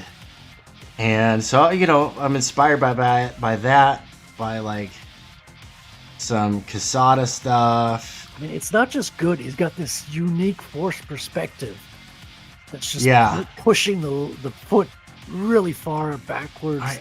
And his hand is in your face, about to, you know, claw your eyes out. It's you can't ignore that type of art, you know. So he's got this, and we're only going to see like just the corner of this thing because it is concealed behind his back. All right, so we're gonna go ahead and put in a little bit of room to make some wires here. So what's this illustration going to be used for? Is it just for fun, I don't or know. This is just fan art. Like, you're doing fan art for Omer? Okay. Yeah. This is just fan art. I like the character. Omer did this right here. This awesome Scalpel Zero. That's dope. Hell yeah, I love it. And so, I am, and I was like, yeah, I wanted to do a glitch. I asked him for reference art a while back, and which, by the way, you know, everybody should be sending me their reference pictures, their turnarounds if they got them, like, because for the next 2 weeks I gotta have content. That's like, I gotta have like 16 hours of art at least, 16 to 20 hours of artwork to do live, because that is approximately how much I stream. So yeah, I think gotta get my turnarounds done. I haven't even done it. Yeah, I still have to finish my own too. Yeah. All right. I think I was too in a hurry to get started on the comic. Like, I remember I was working with the script, working like first draft, second draft, third draft, and then at some point I was like, okay, like, it's never going to be perfect. I got to get started on page 1. I'm doing page 1 today. Let's make it happen. Yeah. All right, so that one goes, and this one comes off of that, and it needs to do one of these. No, it needs to do like this, and come down like that. So, and so that means it needs to bend a little bit more like this. Composition.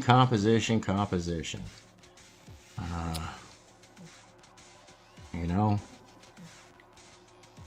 we're gonna have it do some twisties and some turns and stuff. We can't have it do that too terribly much, otherwise, just like the chant from BillyWitchDoctor.com loses its meaning. So, alright, we're going to go ahead and do it like that. And we're going to redraw that perspective out. Come on. There we go. And it's going to go in like that. And then it's going to go boop like that. And it's going to come over that one. Right? So if in order to do that, it's going to have to do a twisty turn. Oh my goodness. At this point, I'm thinking, thank goodness he doesn't have any laces on his boots. Hold on, I heard a boop. There was a boop. An earth-shattering boop. What's up? Yo, there it is, the original. What's going on, everybody? Yeah, How's I'll it color going? this up, send it to you. As a matter of fact, Oh, I dude. do. I have Frederick. I have your scanned. I need to send it to you. I'll send it to you Awesome, right now. man. Awesome. Oh, Man. it's so dope. His as well. But yeah, I'll color these up soon, and I'll send you all the color scans. Yeah, this was fun. I'm gonna do a Neon Revenant after this, so Oh, hell yeah. it's on the docket. Neon Revenant. You could be tearing phone books. Yeah. Hey, Oh, man. that glitch looks awesome, and the idea of the ribbons with a ninja or some kind of bad guy in the middle, that's hilarious, and I love it. That's a good freaking idea. You got to write it now. Yeah, I'm gonna write it It's down like- so I don't forget it. It collapses a wave function, much like with knife hands and the pouches in Jawbreakers. Knife hands in 'cause- the pouches. Yeah. Uh-huh. Yeah, because Knife Hand finally explains what all the Liefeld pouches are for. It's for all the gold you find on missions. Oh, nice. Yeah. Yeah, and this then was the he latest dies. I've been doing. I did this on Monday Night Draws, the last two sessions. Oh, yeah, I saw you working on that one before Hell she yeah, was dude. in the picture. Yeah. So this is my character Glitch, and this is my character Fortune Cookie. And again, I do the same thing with the bands. Something about the bands, I love having the bands, and eventually that becomes like my spider webbing, right? Oh, yeah. So you Mhm. throw it everywhere, and it's magical. Yeah, that's how you can do abstractions, man. Capes, Right. bands, webbing, all that fun stuff. You play all into like designy stuff. Yeah. Yeah. Yeah, because you can frame stuff. You can use it to do panels. You can integrate Yeah. it, and you can hide stuff. Right, exactly. Pull the Todd McFarlane and get all fancy with the filigree and the design, and not have to do a whole bunch of art. Mm-hmm. Yeah. Just get So- funky with the cheese whiz. Yep. Throw down the cheese whiz. I recently finished coloring this one up for Mr. Rex Christian. Oh, snap. That's Let me his see. character Two-Ton. Oh, you've drawn Oh, him, hell yeah. Hank. It's based on your reference work. Nice. Yeah, I got to get that stuff shipped off to him. I got to talk to him about that.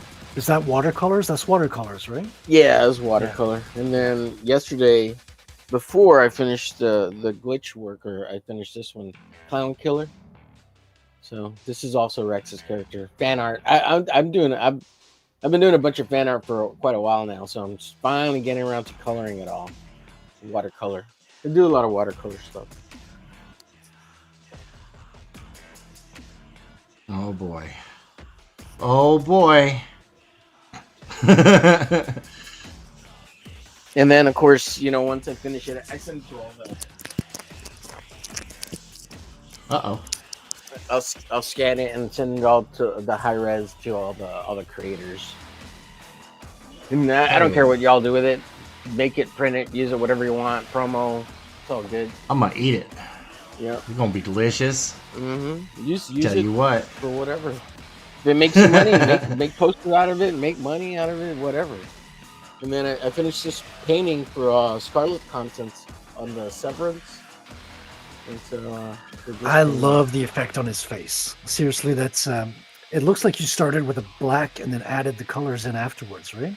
Yeah. So I tend to approach it like comic book work, and I do all the line work first, and then I paint it in, and then I'll go back in again with the black if I have to redefine my shapes and lines. But yeah, it's got a method. Sometimes I'll do like a painterly where I'll do a clear coat in between each wash to make it look more three-dimensional. Like with her, I did that a lot more as opposed to this one was. These two are real direct, and then like this top part had more washes, like on this side and this side, and I put a clear coat in between, so it gives it a little more depth, painting wise. Heck yeah, dude. Yeah, finally things are coming to like a finished end with like I consider all this stuff like really finished when it's painted or watercolored or whatever. Dude, this could be Right. like you should do a compilation of these because this is like a snapshot of indie comics online, right? This is a snapshot of the space at this moment. All the drawings you've made of people's characters. Mm-hmm. Good idea. Well, there is a little bit on my intros on the Monday night draw show, and I'm putting together another show that it's gonna be on Tuesdays and Thursdays from 6 to 8, roughly. That's not stepping on your time, is it, Tank? I know. Oh no, you're good. Okay. So I don't. So Tuesdays yeah. and Thursdays open kind of draw stream if people want to come hang out. It'll be open. Yeah, I'm here Kinda in the early afternoon, which Yeah. is like usually a dead zone. Yeah.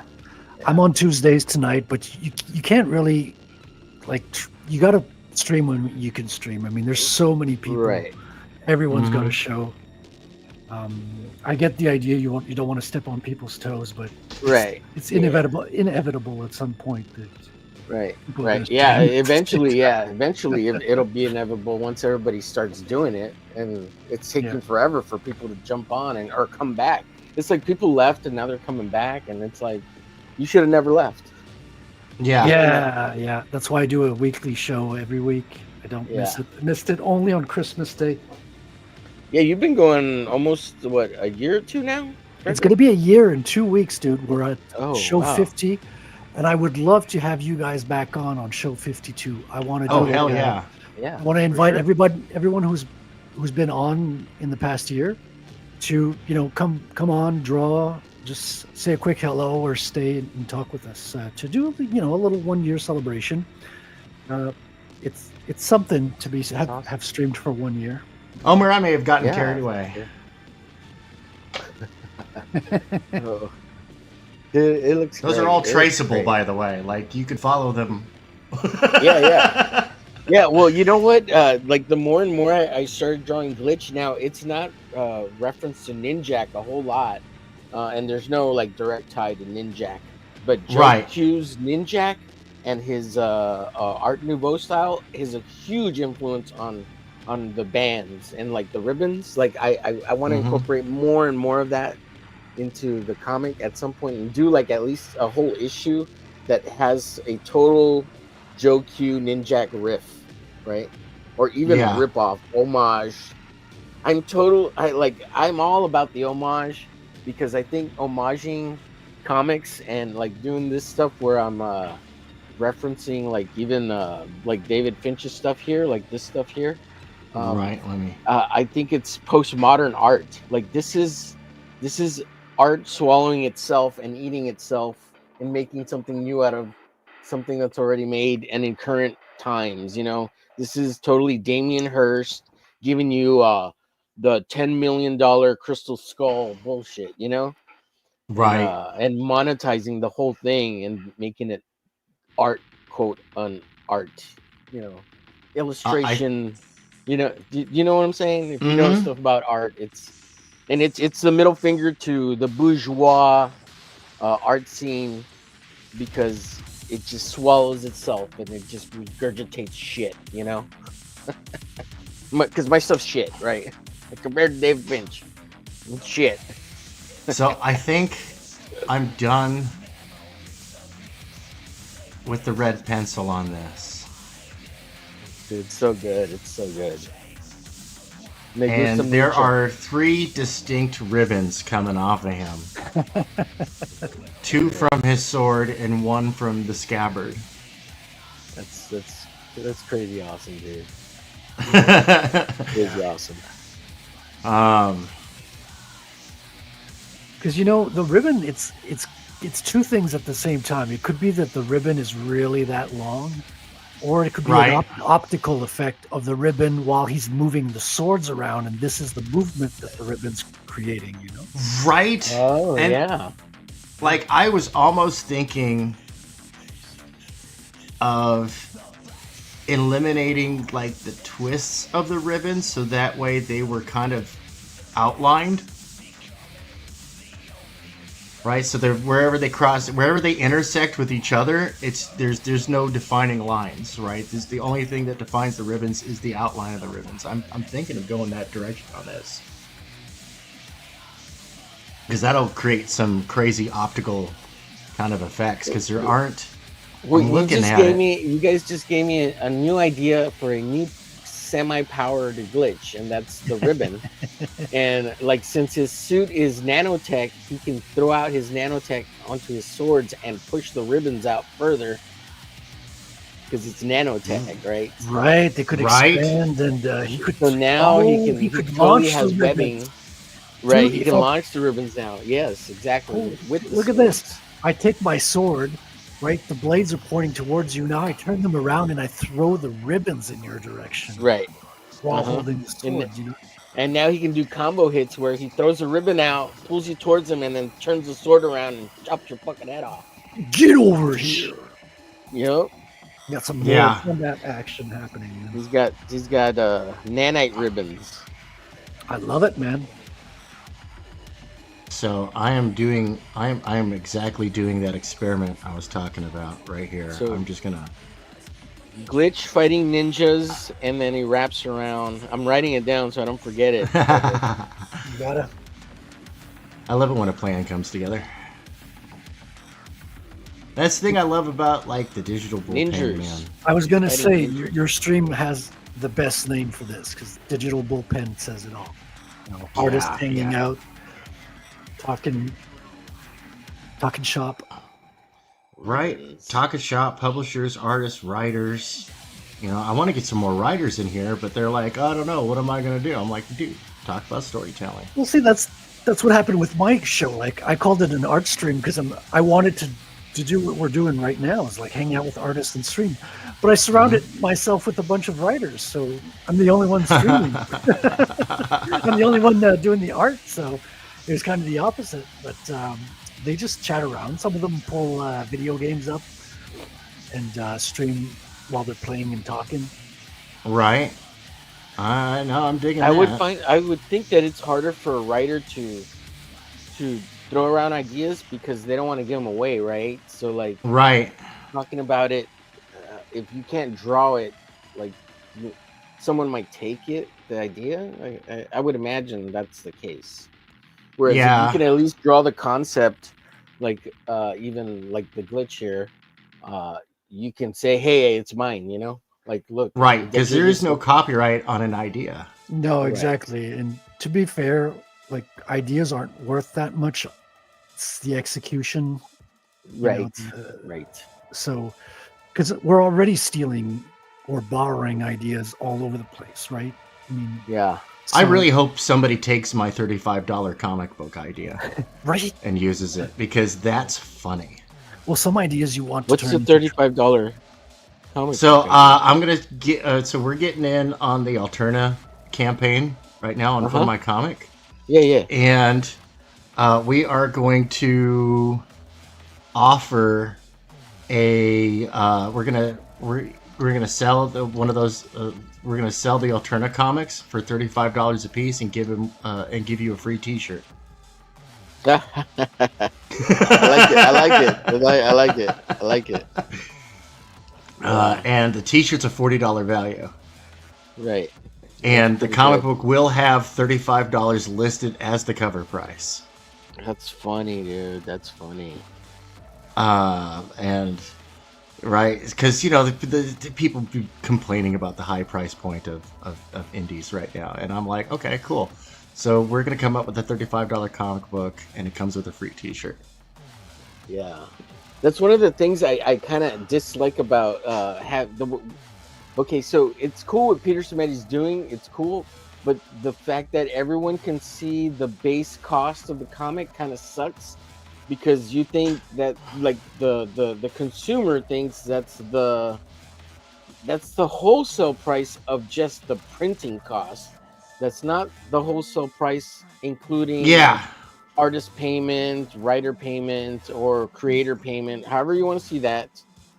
there added is a little to- lifting of the veil. right? And it's like, yeah, it costs $250 to print, but that does not mean it costs $250 to make Yeah. in total. If that makes sense. Yeah, oh, yeah. No, People it's still gotta get because paid. you've got the studio costs. You got how many are you printing? How much did it cost to produce the comic book? Okay, Right. and then the wholesale price is double what it costs to produce and print a select number. Right. Right. Which is roughly 3 times the cost of the print itself, like the printing price. Yeah. So- Yeah. So And that's your wholesale, and they're going to mark it up another 50%. That should be your MSRP. right.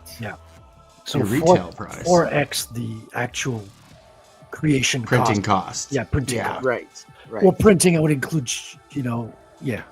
all the that comes into and, making and these the are actual- rough estimations, right? Just kind of rounding things out. So Mhm. it's not specific to each, because everybody has their different costs or whatever the actual numbers might be. Yeah, I mean, and you can- usually Okay. you can price everybody whatever you want. underestimates their costs and their final costs, right? So it's like You're free to overprice it. There's one artist we Right. had on last week is underpricing everybody. Yeah. Mhm. He's selling it for $5, and it's a quality 34. Like he's even making a 64-page book that's $7. It's crazy cheap. And I think he's just taking a loss on Yeah. it. Yeah. But it's, Okay, so it's his strategy, Right. let me go. well, like double check. Band So of the yeah, Crows, this. they underpriced. That's the one. themselves. That's the one I was talking about. We Okay. had him on Band of the Crows. last week. Yeah. What do you guys think? I removed all the border lines where it crosses over. So I love it. It's very Musha. Yeah. yeah, it's I cool. think that works. The rolling paper artist from France. Yeah. I think that totally works, and it really You sets it talking off. about Cool. you talking about this guy right here? That's the guy. He does the same thing with the Mhm. ornamentation. Yeah. There's Yeah. there's drawings This where he is- does it with the lady's hair as well. The same thing you're doing. Yeah. Dude, I've This is like the Art Nouveau oh master. man, the way he does that, like he did a mermaid story that was in Heavy Metal magazine, and I'd like, dude, for real. Who did? No, it was a science fiction story. It was just there was this Oh, shit. underwater scene, and her hair is like all crazy. Yeah, Yeah. I love he has like excellent line art, like you see in comics, but then the watercolors are just as beautiful as painted Dude, it just outline art. blows it out of the water. Yeah.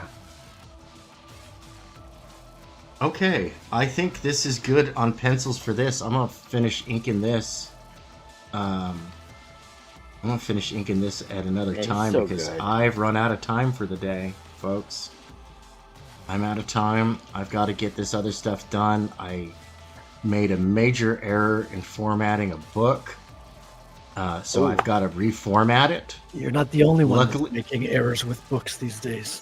Well, luckily I caught it before it ever even went off to the person who's printing it. So it's like, yeah, it's a hassle, but at least it's only really a hassle on my end. So I think this is good, guys. Is it inappropriate to ask whose book it is? I have a pretty good idea. It's James Lee's. This is James, the Steins. Yeah. Okay. Yeah. I thought it was James. That's because. Hope everything works out with it. James is a cool guy. He's a good guy. Yeah, no, it's a decent book. It's a good read. The story's really there. Oh, you got to James- check it out, huh? Sweet. That's Oh, awesome. well, I'm doing all Putting the it color. together, yeah. Yeah, I'm doing the formatting. I'm breaking up double page spreads and turning them into 2 separate publishable pages. So that way, when you turn the page, no, I'm just kidding.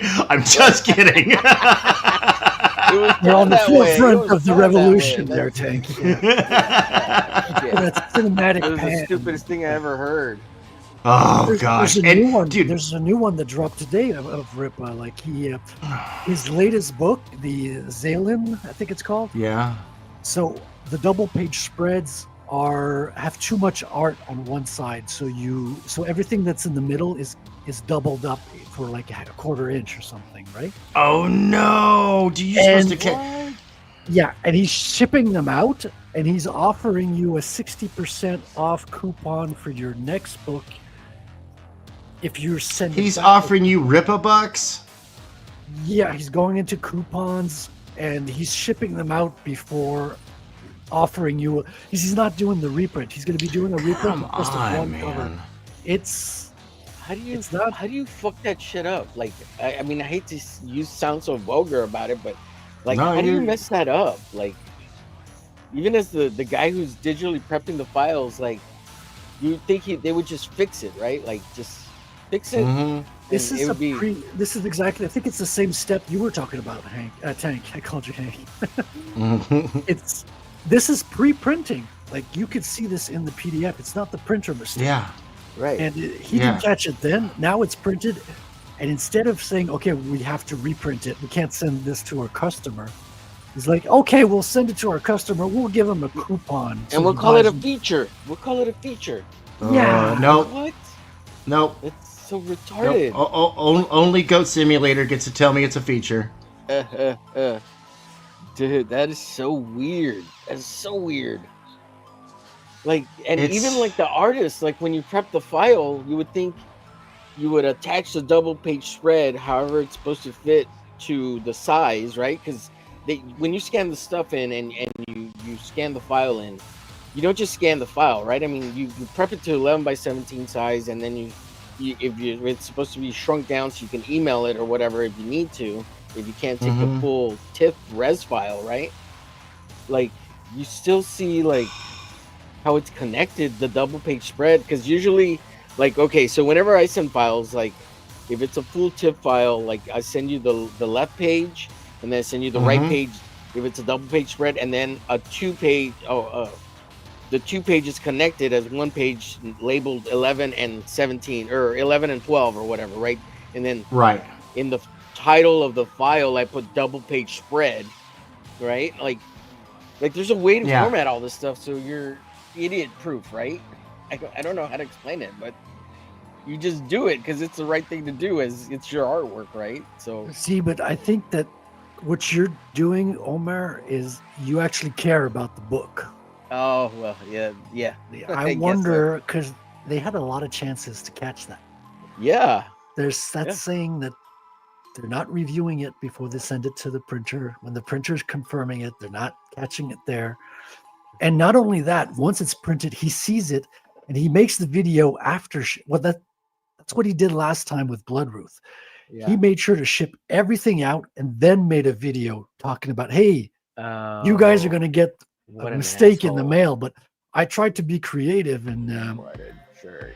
When I look up And at this point, I'm like, okay, this is one of two things. Either he's very, very stupid, or he thinks we are very, very stupid. Yeah. I don't buy someone making an artistic choice to put a double page spread on It's 2 pages. really what it is. It's a lack of responsibility. It's a failure of the ability to take responsibility for your actions, for your mistakes. Like, you got to own up to it. You know, Well, go, it's "Oh, like you know what, nobody we messed cares. up. The Nobody book's seems going to to be delayed. care. Like, you know, and I've said this so many times. I'd rather my book be 5 years late than be crap. Well, their whole image of the company is that they're on time. Right, They're willing Yeah. to Even if sacrifice. They're willing to sacrifice print issues, art, right. every story, as long as it gets out on time.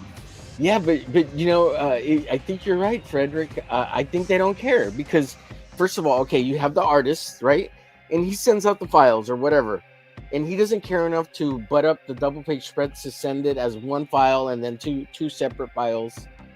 I'm You sure know, it's not the like- artist's fault because the Right, right. artist, the inker's the last one to send the files, and then the colorist gets them. But Okay, it's so that's 1, 2, 3 people. yeah, but usually the file's all good, set to go once it's treated by the colorist, and then you got the letterer. That's The 4. letterer may be prepping the files for the printing, and you For got maybe printing, another yeah. person who's Uh-huh. doing the finishing of putting the book together, and he's Correct. the one that has the responsibility to make sure everything. And It this is needs an to be obvious pressed, right? thing. This is not a tiny little detail that you miss. This is a big obvious thing that you Yeah. should be Right. looking for, right? Right. like That's crazy. So that's 4 people already. and then you have a supposed editor, and then you have maybe even the writer kind of maybe looking over the book at least one time to see if all the word balloons are in place, or like a flip through or Right. something. Maybe because sometimes the writers, once they read the script, they don't ever see the book again, right? So Yeah. maybe if they cared, I would be like, can I see the book, or at least get a PDF of it or something, right? So maybe the writer, but at least an editor, right, or something. Yeah, And then you it's, have it's all on leadership, dude. You're so absolutely that's right. It's that's all on possibly leadership. 6 people there.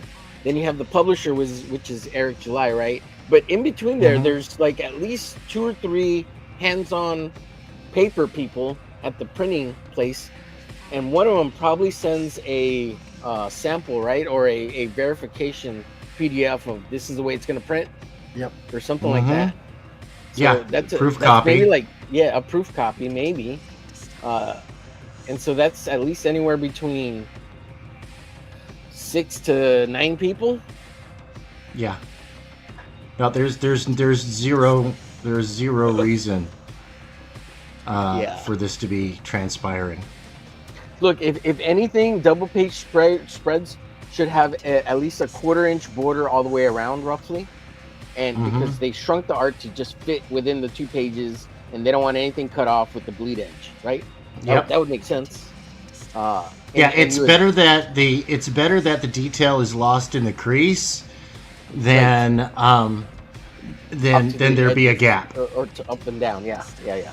Yeah, it's better that it get lost in that, because that's going to force you to bend your comic book and look it open and see that no, it just was not properly aligned, which is fine. That's normal. Yeah, and you could throw all the blame on the inside alignment. It just with all the stack of the pages, and that happens. That doesn't. It does happen. Yeah. Yeah, of course. And that's acceptable. That's like It doesn't devalue a book, but it not being good. What gets me is like he's telling everyone now you have a collector's item because he fucked up. He doesn't understand where those come from.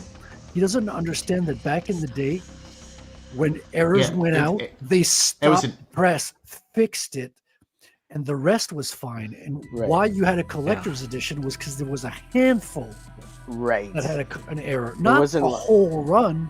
It wasn't 2,000 copies exactly the same. There was only maybe like 1,000 copies, or 500 copies, or 800. Usually it was a mechanical error.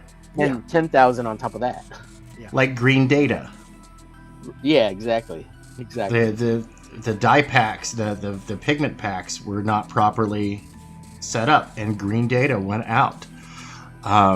It happens. It happens in production. But you like you guys are saying, you stop the presses and you fix the problem, and then you go forward. You don't go, oh geez, how did we accidentally print several thousand messed up books? Let me ship it out before I do a video addressing it. Tell me that you're not doing proper quality control. You don't care. That's what I'm picking up, right? Is that they don't care. Yeah. They're so swept up in the moment and in all the social dynamics that their product suffers. And like I said, I'd rather wait 5 years for Pineapple Express than get my my Alpha Core on time. Oh, can you imagine waiting? Or Pineapple Perception. Pineapple Perception. For Pineapple Perception, and it's misprinted. Like, I'd be so pissed. Oh, and Fraga, who's a seasoned professional with a strong sense of pride. We know this because of all the social dynamics that happened. That if that happened, dude, that might be the last time we ever saw Fraga. Right. He'd just be like, no, I'm done. I'm retiring. I'm gonna go work on an oil rig. Yeah, I'm gonna go dig holes in the ground somewhere. Yeah, I'm just done. I'm done. Yeah. I'll tell you what. Now, I wouldn't put it past Eric July to do this as a media stunt. Like, he's doing this all for the media attention. Right. I wouldn't put it past him on that. I was actually entertaining that idea today. I was like, maybe Eric July and EVS are actually planning this all together. They're sacrificing Eric's channel and they're sharing the super chats because this is too lol count. Like it's too perfect. These mistakes Right. are so grandiose, and the dude has no self-awareness. He'll go up and say, "I was trying to do an artistic thing," but no, dude. Own up to your mistakes. He can't say I did something wrong because his ego prevents him. Yeah. Yeah. And I'll tell you what, Well, if I Shane's was getting in on it too now. I'm trashing him. Shane Davis. Oh, yeah. I saw his video today. If I was a writer right now, if you guys were writers for Rippaverse on a book, would you be adding double page spreads to your next story? Fuck no. Or staying No, away no. from them? Yeah, I'd Dude, stay away it from wouldn't him. exist. I would just break it up into 2 single page splash pages Yeah. and communicate it like that. All right, there. Hold on. It's stretching what people's credibility will take, you know. Yeah, well, I mean, he's got a huge simp following, and that's a lot of it. That's what it is, right? I mean, everyone has figured out how to monetize their simp following to get that that 7% to 10% Goldilocks zone of these people will buy my shit no matter what it is, and out of that 7 to 10%, you're gonna get that 1 to 3% that are willing to spend $500 on my shit, and then the next 2 to 3% of that 7 to 10%, they're willing to spend $250 on my shit, and then the next 2 to 3% after that, those are the ones that are willing to spend $100 on my shit, and then there's the last group which is willing to spend anywhere from $50 to $25. So it's funny. It's funny. It's all math, you know. I mean, that you're there's a lot of bringing math. this up. No, it's absolutely hilarious that you're bringing this up because today's lesson from K-pop and it's my son. What's up, everybody? What's up, Johnny T-Rex? That's your kid. Johnny T-Rex. Cool. I like the name. So What's up, K-pop? what we have here is we last time we covered that there are 5 consistent factors to be taken into account whenever planning something. We're applying the Art of War to comic books. So the first is the moral law. The moral law, and I quote from Sun Tzu, the moral law causes the people to be in complete accord with their ruler, so that they will follow him regardless of their lives, undismayed by any danger. Nice. Right? So then we take a look at the Frogiverse and the Rippaverse fans, right? Hey, look, and I'm not disparaging simps or nothing like that. I No. want my own. I want my own, and I want my own army of simps. And Yeah, well, followers. one super fan, and we call them super fans, right? Right. 'Cause, I won't you know, misguide them or misuse them. Yeah, the super fan is worth 500 regular fans, by the way. Oh, They will spend 500 times what a regular fan will do, Yeah. right? And we love the super fan.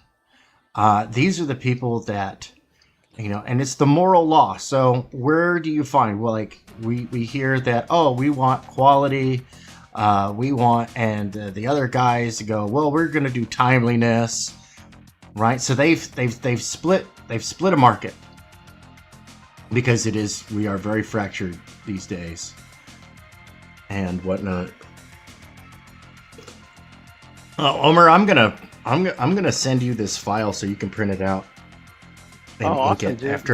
after I detail in the gun, because I want to see your textures and line art on top of this. Okay. I'll be right back. Gotta pee. And you know, there's arguments like these people, they do not care what others will think of them. They're going to go ahead and they're going to stick up for what they believe in, right? And that's perfectly okay. Hey, you're all big boys and girls. You can make your own decisions, right? Mm-hmm. You can eat cereal for dinner and ice cream for breakfast. Grown ass man. But it's getting one of the key factors in marketing is getting the agreement from the audience, right? Tastes great, less filling. So you want people who want to enjoy your drink and not feel all bloated, beer bloat, right? Right. Just do it. You want people who are motivated, self-starters, or even interested in it. These people want to go just do it. So this is the moral law. Google used to have it with "Don't be evil." Now it's just like, I don't know what it is, just bwahaha. Yeah. I think that's the Google motto is bwahaha. They silently removed that motto one day. Yeah. It was "Don't be evil" or "Don't do evil." One of the two. Don't be evil. Yeah, and they just quietly removed it one day, and people were like noticing. It's like, oh, okay, so are we evil now? Right. Yeah, that's why I think once they got into quantum computing, they removed it. Yeah. Yeah. You got, we don't like woke comics, right? We don't want to be preached at in our entertainment. We just want to be entertained. Leave me alone. And that's where I mostly fall. Like, look, you have a right to express your opinion. You do not have the right to shove it down somebody's throat. And you sure don't have a right to take that which is not yours and break it. You don't get to break the other kid's toys. Right? You don't get to break the other kid's toys. That's not good playground rules. And we're in a playground. We really are. We're all out here making sandcastles and whatnot. Sorry, I just want to reinforce those lines, and I want to clean it up a little bit because I'm not going to get into the inking on this today. But I do want to get it to the point where it's like, okay, it looks good. Hell yeah, I think that's coming out good, man. Yeah, dude. Yeah, it looks super good. Yeah, there we go. We got those turnarounds. So Casada. It's so Art Nouveau. Yeah. It's graphic. It's very, very graphic. Yeah. Thank you. And once you remove the spaces in between, it kind of feels like it's the movement of the sword and lightning fast movement. Right, it has its energy, it has its framing, like he's a fireball streaming to the earth. Yeah. That's freaking awesome, man. So good. And I just got to draw on his gun next. It's dope, dude. So you gotta get a cause that people can go behind, and often, like here, it's like, no, dude, we want quality entertainment. Okay, that's too broad of a statement, though. Right? It's like saying, be good, Or be great. too generic, too general. Right? Sometimes you can get away with a brief statement. Like for me, it's like. For me, it's like people who want artwork that they can look at, right? And I mean, like, I really get into a really nicely. I get into the detailed artwork where there's like little stuff in the backgrounds, and like a lot of the underground stuff that I was into, like Pirate Corps. There's so much content shoved into every single panel, you know. I was into underground stuff in my early 20s. There was a whole scene in Montreal with just underground artists. It was a crazy, crazy time. A lot of bold lines, difficult subject matters, drugs, murders, all of that underground. That's why they call it underground, but the style went along with it. There was one artist, he had the same last name as I did, and I think he would write his stories while he was shit-faced, as well as draw them, but he would ink them when he was sober, so they had a nice, clean finish, right? But he had a whole process around drinking in this creation of his comic. It was... Well, they say, write drunk, edit sober. Well, yeah, that's kind of what he did in a way, yeah. And I've done that with penciling before when I've gotten... like just lost in the reeds, where it's just like, nope, I need to not be focused on potentiality and just be in the moment, right? I need to not give any fucks.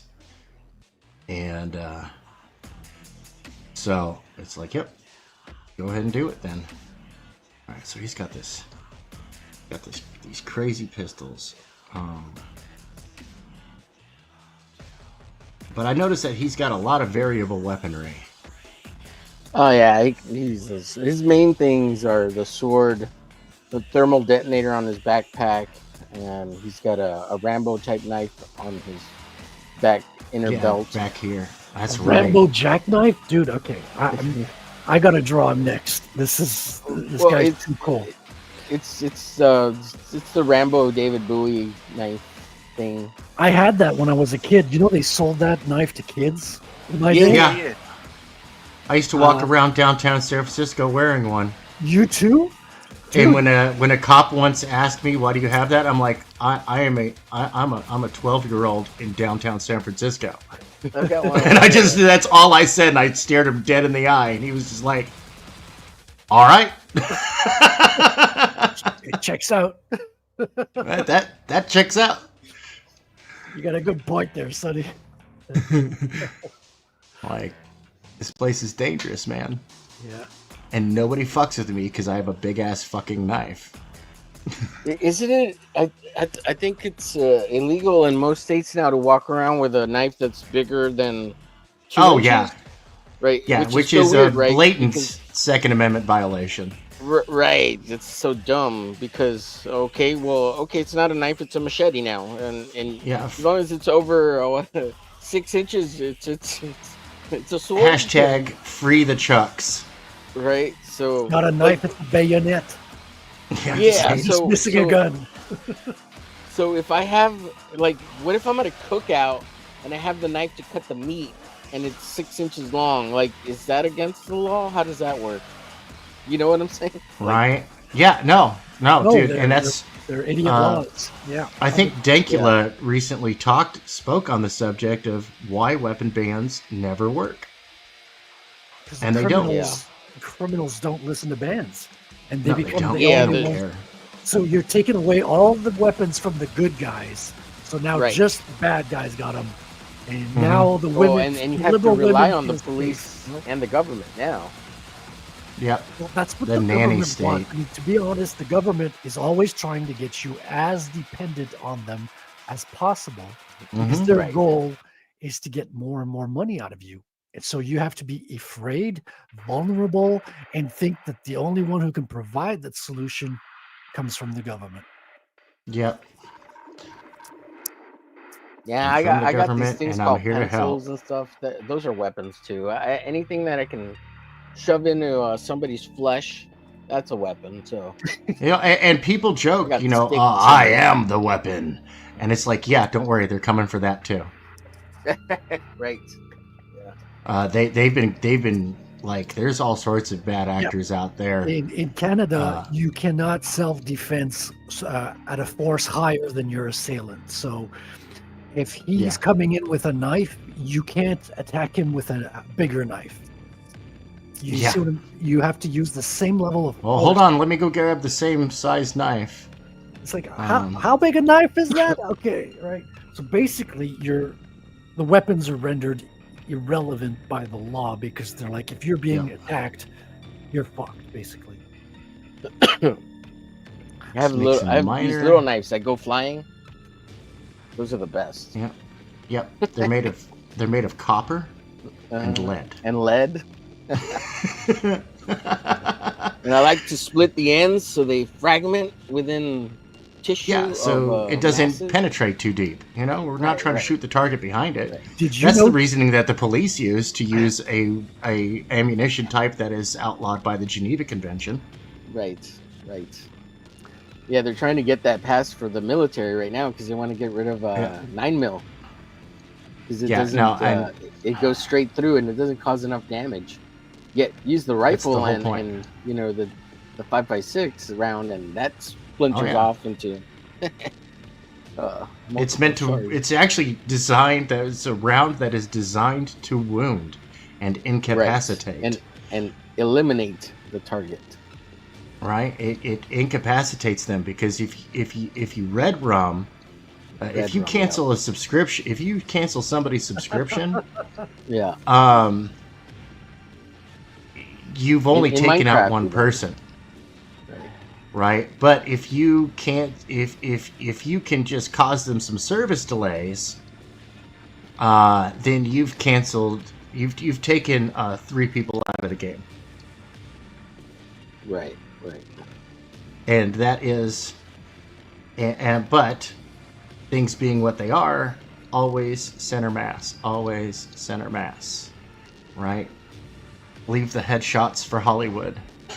Dude, you're giving me like lines. I'm making up scenarios in my head as you're talking, right? So this is Glitch, right? He's got his gun ready, and then somebody's bursting into his house, and he's like, "Your subscription is expired." You're out of service. Yeah, I watch a lot of Casual Geographic. I love that guy. He's hilarious. He comes up with the best euphemisms for testify status.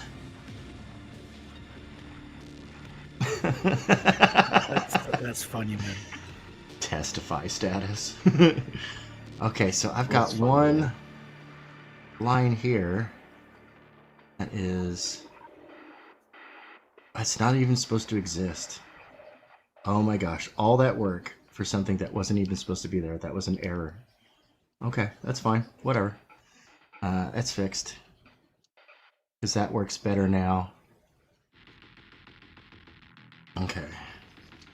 Oh my goodness. Okay, I think that's all nice and cleaned up. Let me, yeah. I think that's where I'm going to go with the pencils on this one.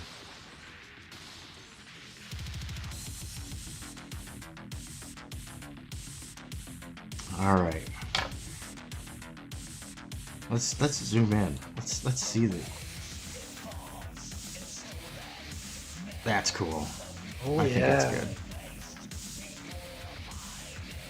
Yeah, it's freaking awesome. It totally feels like a Joe Quesada piece, man. That's really good. It's stylish. Thank though. you, man. Very stylish. Yeah, it looks good small too. I shrink it down like really tinky. You have to. Yeah. It has to work on all levels. Right? You got to do the transistor radio test for the music. Alright, let's go ahead and we're going to darken some things in and create some shadowy depth.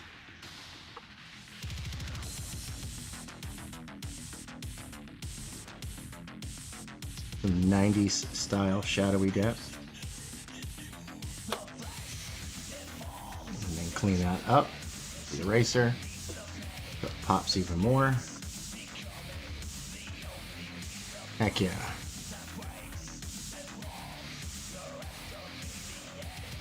And I'm just scribbling in the shading, Homer, so you can have fun. Yeah, man. I'm just making sure that these are clean pencils. Right? Clean looks and freaking discernible. awesome.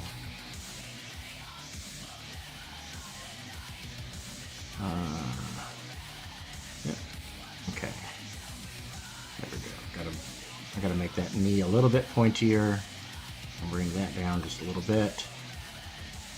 Yeah, I look forward to inking this. Yeah. Yeah, I'll zip you a high res file for that later today. Throw it on big old 11x17. Hell Transfer yeah, it over. that's what I'm talking about. Ink that baby up.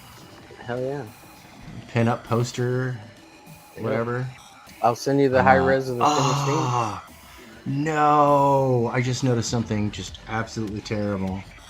I'm gonna see if I can fix it.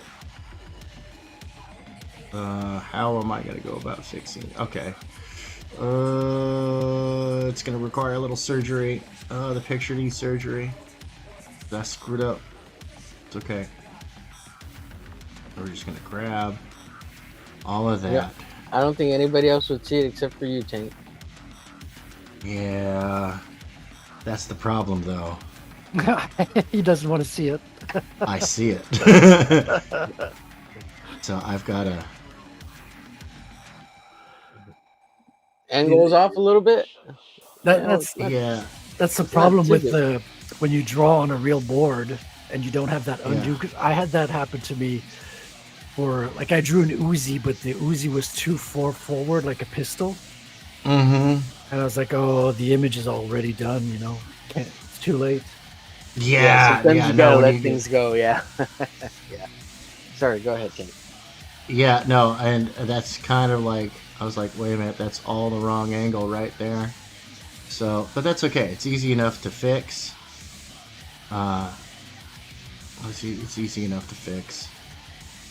Right. Oops, that was the wrong one. See? But it also helps if you're paying attention. So, alright, I'm gonna have to clean up that a lot. That's okay. Do.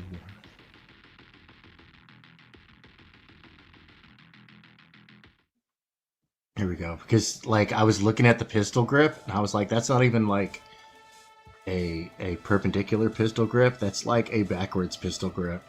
Oh, And I was like, he's holding his phaser backwards. Right. So I was like, nope.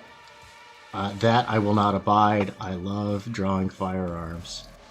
And I love making up imaginary firearms that just seem legit.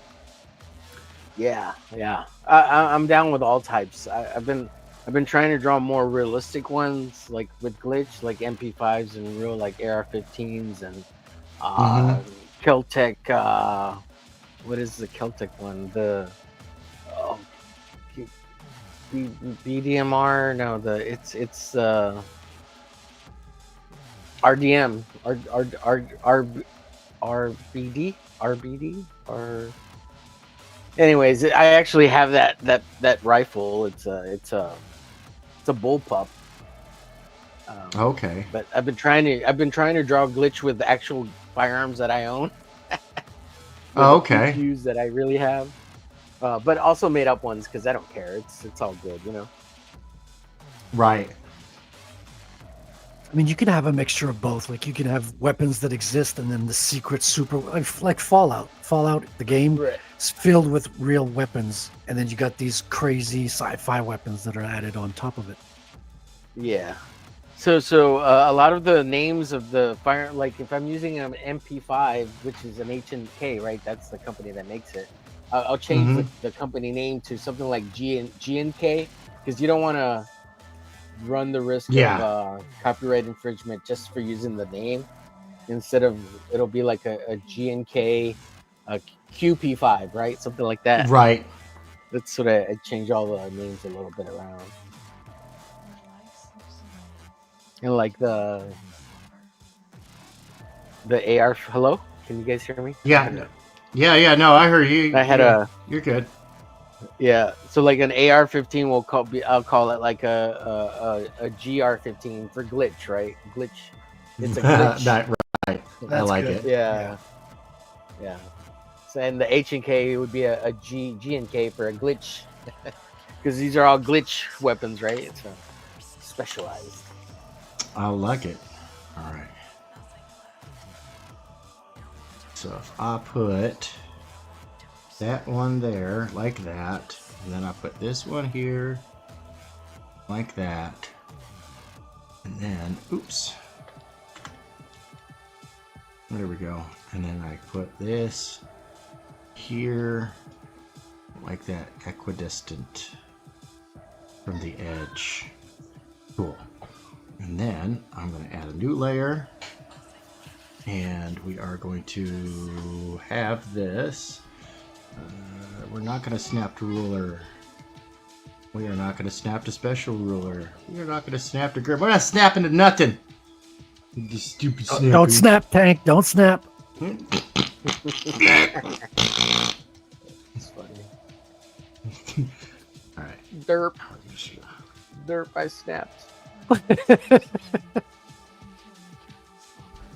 I'm going to loose it in right there.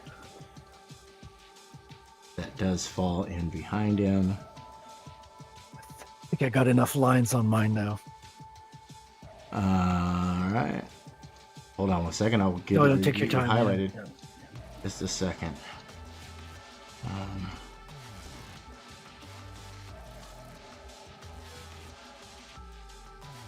So we're going to just draw in like that, and then we're going to hide everything else.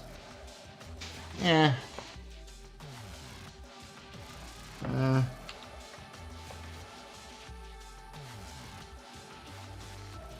Yeah. I hate it. Alright, it was an idea. Alright, let's see what you got. Look at that, man. Oh yeah. Look at that energy. Look at that swoosh. Great use of structure, man. Yeah, I like the shadows of the figures on the The ground. eye goes exactly where you want the story to go. Did you do that blur effect by hand with the inking? Frederick? Is he Frederick? there? Oh, sorry. Yeah, I was looking at the file you sent me there, Omer. What did you ask? What Did is you Yes, do you did the blur. the blur by hand there with the inking? Which blur? Down at the bottom where Oh, the it's motion sound blur? effects? Yeah. Yeah. These are just like messed up. It looks Lines that good. I Yeah, try no, to it make looks- them parallel, but they don't always come out parallel. Right. It looks good. It looks good. Yeah, it Done does by the hand. job. You know, Yeah. in imperfection, it does the job. Yeah. Yeah, and I got this. I sneezed. Nice little at the splatter. bottom. Yeah, I like almost went back in. I wanted to do like a white splatter on top of it to give it like a second layer. I don't know if I'm going to do that though. I'm thinking about it. Oh, that's a cool idea too. Yeah. For sure. Oh, dude, I got to do the rust on this little tank here. Can't be all pristine in the alley. It's got to be all rusted up like Yeah. like this here. Yeah, no, I still got more rust to do. I always think I'm close to the end, but it's not the end. Oh yeah, I was sending you that Awesome. artwork for Rattel. Yeah, thank you for Frederick. that, man. I put it away in my Yeah. fan art folder. Oh. I will definitely Well, do something with it. I'll keep you posted. Yeah, I'm gonna send you everybody? the high-res link too, so you can download the tip. Word. If you want. Oh, cool, awesome, even better. It's just a JPEG. Yeah, I always send the tip to everybody. So if they want to use it as a poster or whatever, you do whatever you want. Yeah, for sure, man. Fan art is awesome to have, and it's the first one of Rattel, so I'm super Oh, happy for awesome. that. Thank you. Cool. Yes, I want turnarounds. Gimme. I want all the turnarounds Hey, everywhere. Tank, am I the first to do a fan art of Scalpel Zero, or has there been anybody else? Oh yeah, no, I'm gonna show it off. I've added it to my collection. Nice. Yeah, no, it's awesome. Pardon me. It's all right. I hope you're all right. Stay with us, Tank. Yeah, I just started Don't go coughing. into the light, Anyway, Tank. don't go into the light. I went down fighting a bear. Yeah, so I'm gonna have to call it here. It is my time is up. Rex Christian is gonna be up next, isn't he? He's back. He's back, right? Yeah, he's back. Awesome. So Rex is gonna be back, and over on the 4 o'clock shadow, which is exciting. Link in the description down below, I believe, if I remember correctly. And let's see here, Frederick Guimont. That's right. What you got? What you Guimont. got? I love Let's, that. let's do some outros here. Yeah, I got a show tonight at 8 Eastern on my channel by the same name, Frédéric Guimont. It's called Proof of Comics, and we have, I'm trying to remember his name, something Dreaded Dinosaur, who's the artist Ooh, on... Eric Hodgson. Yeah, he's the artist on the AR-13L Ariel, the Mermaid. So he's going to come in and show us some original pages. So there's some new pages that have not been revealed, and we're going to see them live tonight for the first time. So that's exciting. Nice. Make sure you don't miss that. That's so awesome. Yeah. No, I occasionally get some behind the scenes peeks of what's going on with that project. and the other stuff that Pixel's got going on, let me tell you guys, ooh, that is a guy to keep an eye out for. So don't miss that tonight over on Frederick Guillaume's channel. At what time again? 8 Eastern. 8 p.m. Eastern. All right, that's 5 p.m. Pacific and midnight over the good old UK. Make sure you catch that. What's that? 7 Central? 7 p.m. Central? Yes, 7 p.m. Central, correct. Homer, what you got going on, man? Oh, today, what's today? Tuesday? Nothing. We got the Hump Day show tomorrow, 9 p.m. Central, CST. Yeah, that's pretty much it. I'm trying to develop a new show just to try to get more time out there on the YouTubes and try to bring more people in to speak. There's so many people that want to come on to the Hump Day show, which I don't mind, but we got a full house for the most part on the Hump Day show. We've had a little bit of some misses this last 2 months here and there. Like Tank was out this past Wednesday, and so was John. So we had 2 slots, but we didn't, surprisingly, we didn't have anybody. Well, we had one person wanting to come in, but I was like, well, I don't know who else might be wanting to come in that's in the core group, right? So I was just kind of waiting. It's funny though, it's like when you've got a packed house, when you've got a full panel, everybody wants to get in. You need somebody. Everybody wants to get in. You're short. There's an opening. No, everybody's they're making cupcakes everybody's tonight. Gone. Right. That's Exactly. Yeah. So I'm trying to develop another show where more people can come on to draw, and it's like a different crowd, not necessarily the same crew all the time. Right. And a rotating crew, if anything, because it's open to whoever, right? As long as they're friendly and aren't gonna whip their pee out or nothing, Well, then shoot, I'm not going. There's a lot of rules to the show. A lot of rules to one rule: don't whip your pee out. There's too many rules. That's a one rule. But Too many rules. at the same time, I want to keep it's the Drawing Friends show that I do as random. This is my random art stream, but I want to push that and do it like a Tuesday and Thursday at 6 to roughly 8, 2 hours. Maybe 3 hours at the most, but it'll give me time to get more work done on my channel as opposed to going out to everybody else's channels, which I don't mind doing when I get invites, but it's not a steady stream like that. I'm on the show like as a guest like the studio. So and I try to make it out to the digital bullpen here with Tank as much as I can. And I need to make it part of my daily practice and routine too, so I can get more crap done. Right. Jump into the bullpen. Yeah, no, I dig it. Yeah, because the rest of the day I've got to reformat this, which is it's not so bad, but it's nearly 60 pages to include covers and stuff that I've got to do, and they take between 3 to 7 minutes a piece depending on factors. Yeah. Right. And it's so weird. There's so many weird things now with printing. Like I hear there's for like digital on-demand printing type stuff. They just want good quality JPEGs, and it's like, what, a JPEG? Yeah. And you see the prints. Oh, I know. And they're like, wow, this looks so good. Like I don't have to send you a high-res file or PDF anymore. I can just send you decent quality JPEGs in a PDF and what? Yeah, high-res JPEGs are fine these days. Just make sure that your picture size, because JPEGs are only in 72 DPI, right? But you have to make sure that it's the equivalent of 300 DPI. 300 DPI, yeah. 300 DPI. Alrighty, everybody. Well, thank you very much for joining today for the Digital Bullpen. We got the 4 o'clock shadow going on with Rex Christian coming up over here. Link in the description. I want to thank everybody for joining me. Everybody up here on the panel. Apex, Omer, and Frederick. Awesome. Good to have you. Hopefully, I'll see all y'all folks here tomorrow at 2 p.m. Eastern, 6 p.m. UK over in Europe land.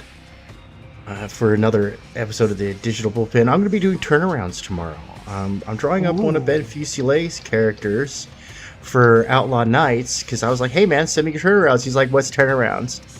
And I'm like, brah, I hear this too much. It's a common thing. Yeah. So I'm going to draw him up a turnaround as a fan art, and that way he can go hand that out and get more fan art. Sweet. Yeah, Outlaw Nights. That's yeah. That's, Yeah. What's his name? Fusebox. Fusebox. Yeah. I was gonna draw some fan art of Code. She's the chick with the big ass gun and the big boobers. Draw her because she's cool. I really like her. We could do nothing. But apparently she's not in the second issue too much. So, but I'm still gonna draw her anyway as fan art. Alrighty, everybody. You have yourself a wonderful one.